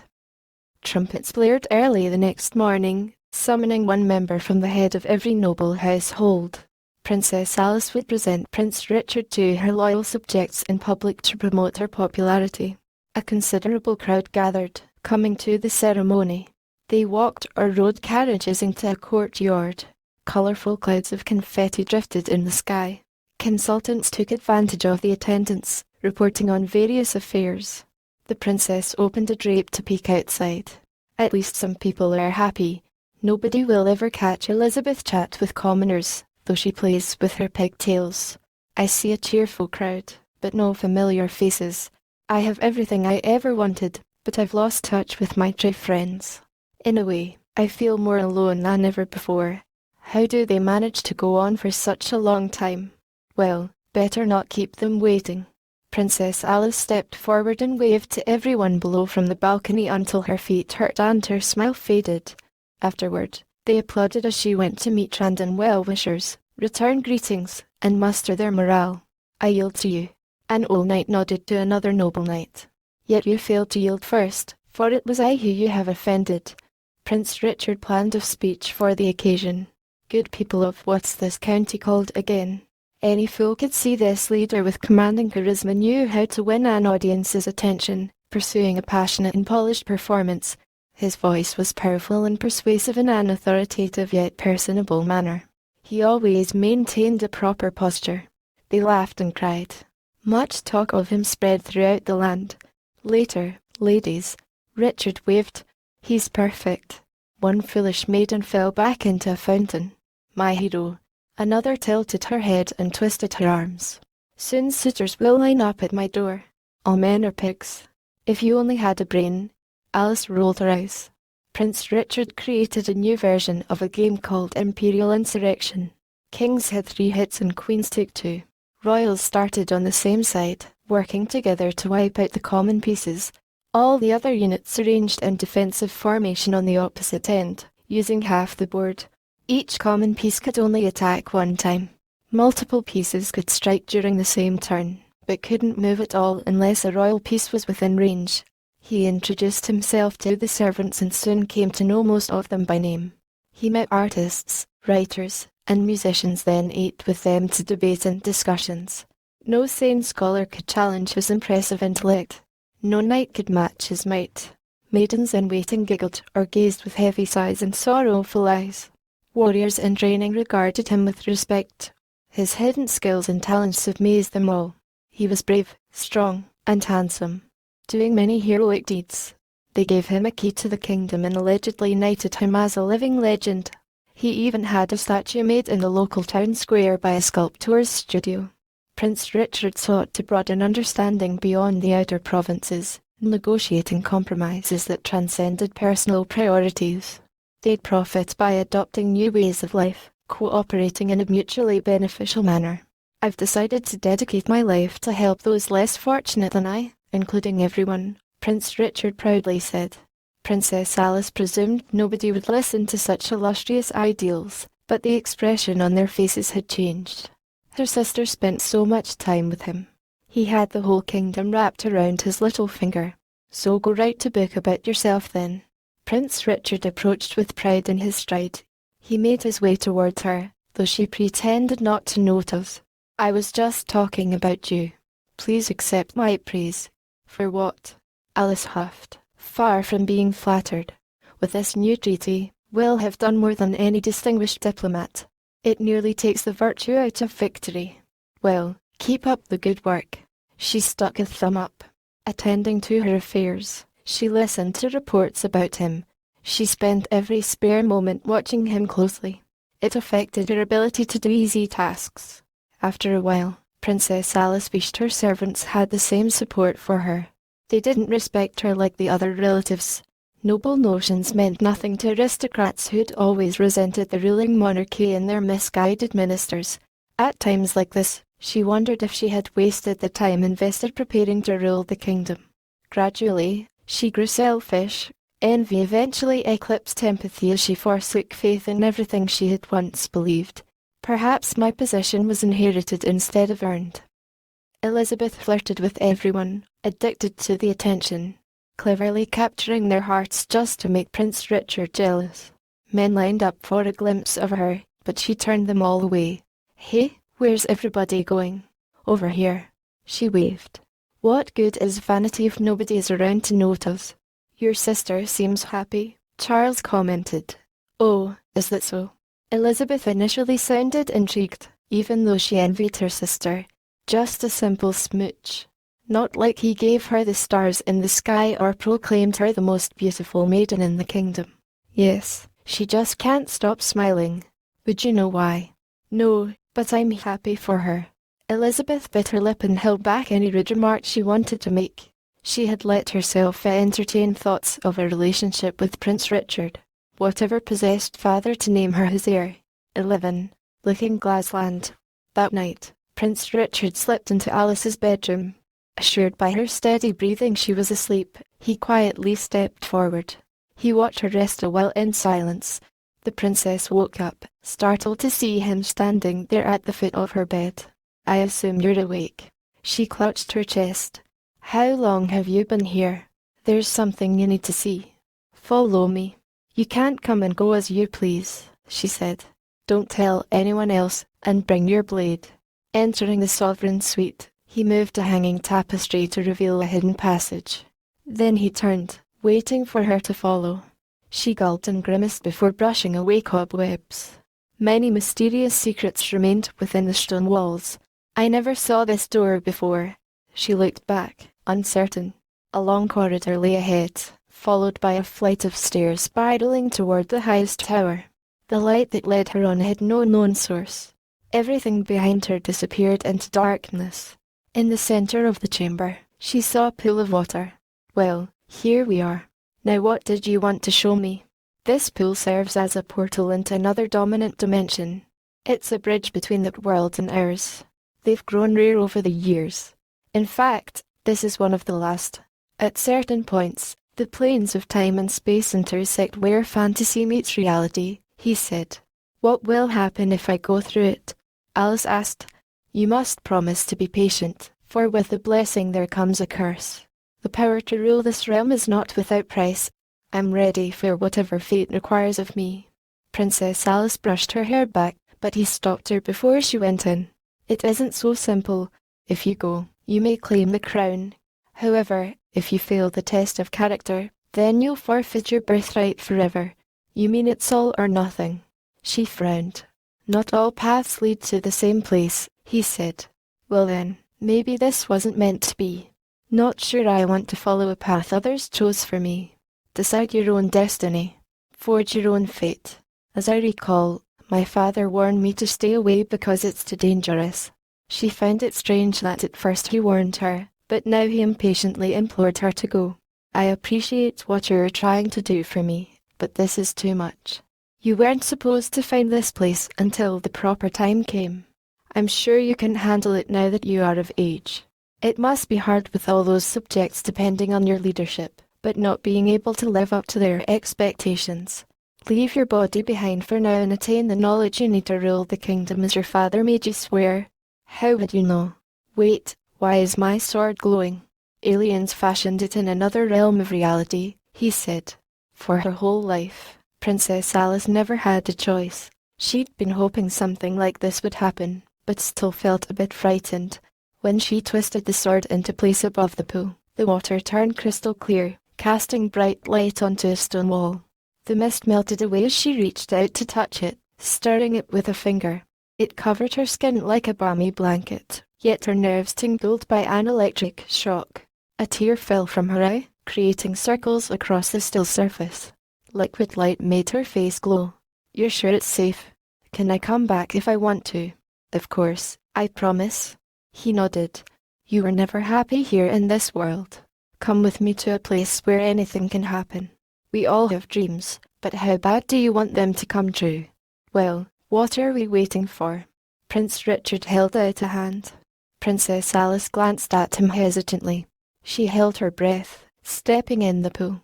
Then she relaxed, floating, and let it pull her forward. Drawn toward the daylight, she went deeper and became one as it bonded to her body. It flowed over her face like liquid glass, yet her dress was still dry. The water felt warm and she welcomed it, letting the light inside. Then it turned cold as ice, but burned. A physical plane dissolved. Reality faded into fantasy. The dimensional door tore her apart, then put her back together again. She left behind trivial things she thought she couldn't let go of. It was too beautiful to behold and yet truly there, beyond belief. It called to her with an almost audible voice, telling her to come closer. Twinkles held her figure for a second before she vanished. She hovered in mid-air. Then her body swayed, touched the ground, and stood on something solid, resting still. A series of warped sounds and images appeared. The whirling shapes could have been almost anything. When viewed, the vague blur became more vivid. Liquid drops of light rained down colourful sunlit sparkles that splashed against her. The princess pushed through the veil and emerged under a sunny sky, surrounded by giant wildflowers so tall and thick she couldn't have wrapped her arms around them. Spongy green moss grew underfoot, next to colourful magic mushroom caps unique as umbrellas. This world of crystal blazed bright, the source of all light in the universe. A perfect prism formed a radiant rain glow composed of many different colors with hues she had never seen. Creation came to life as it expanded exponentially, and she tried to comprehend the connection between things happening around her. The breathtaking beauty was so wonderful. In the distance, a sapphire sea spread out. Parented palm trees with emerald leaves grew in white sand beside a tropical rainforest. Glassy waves rolled past marble monoliths.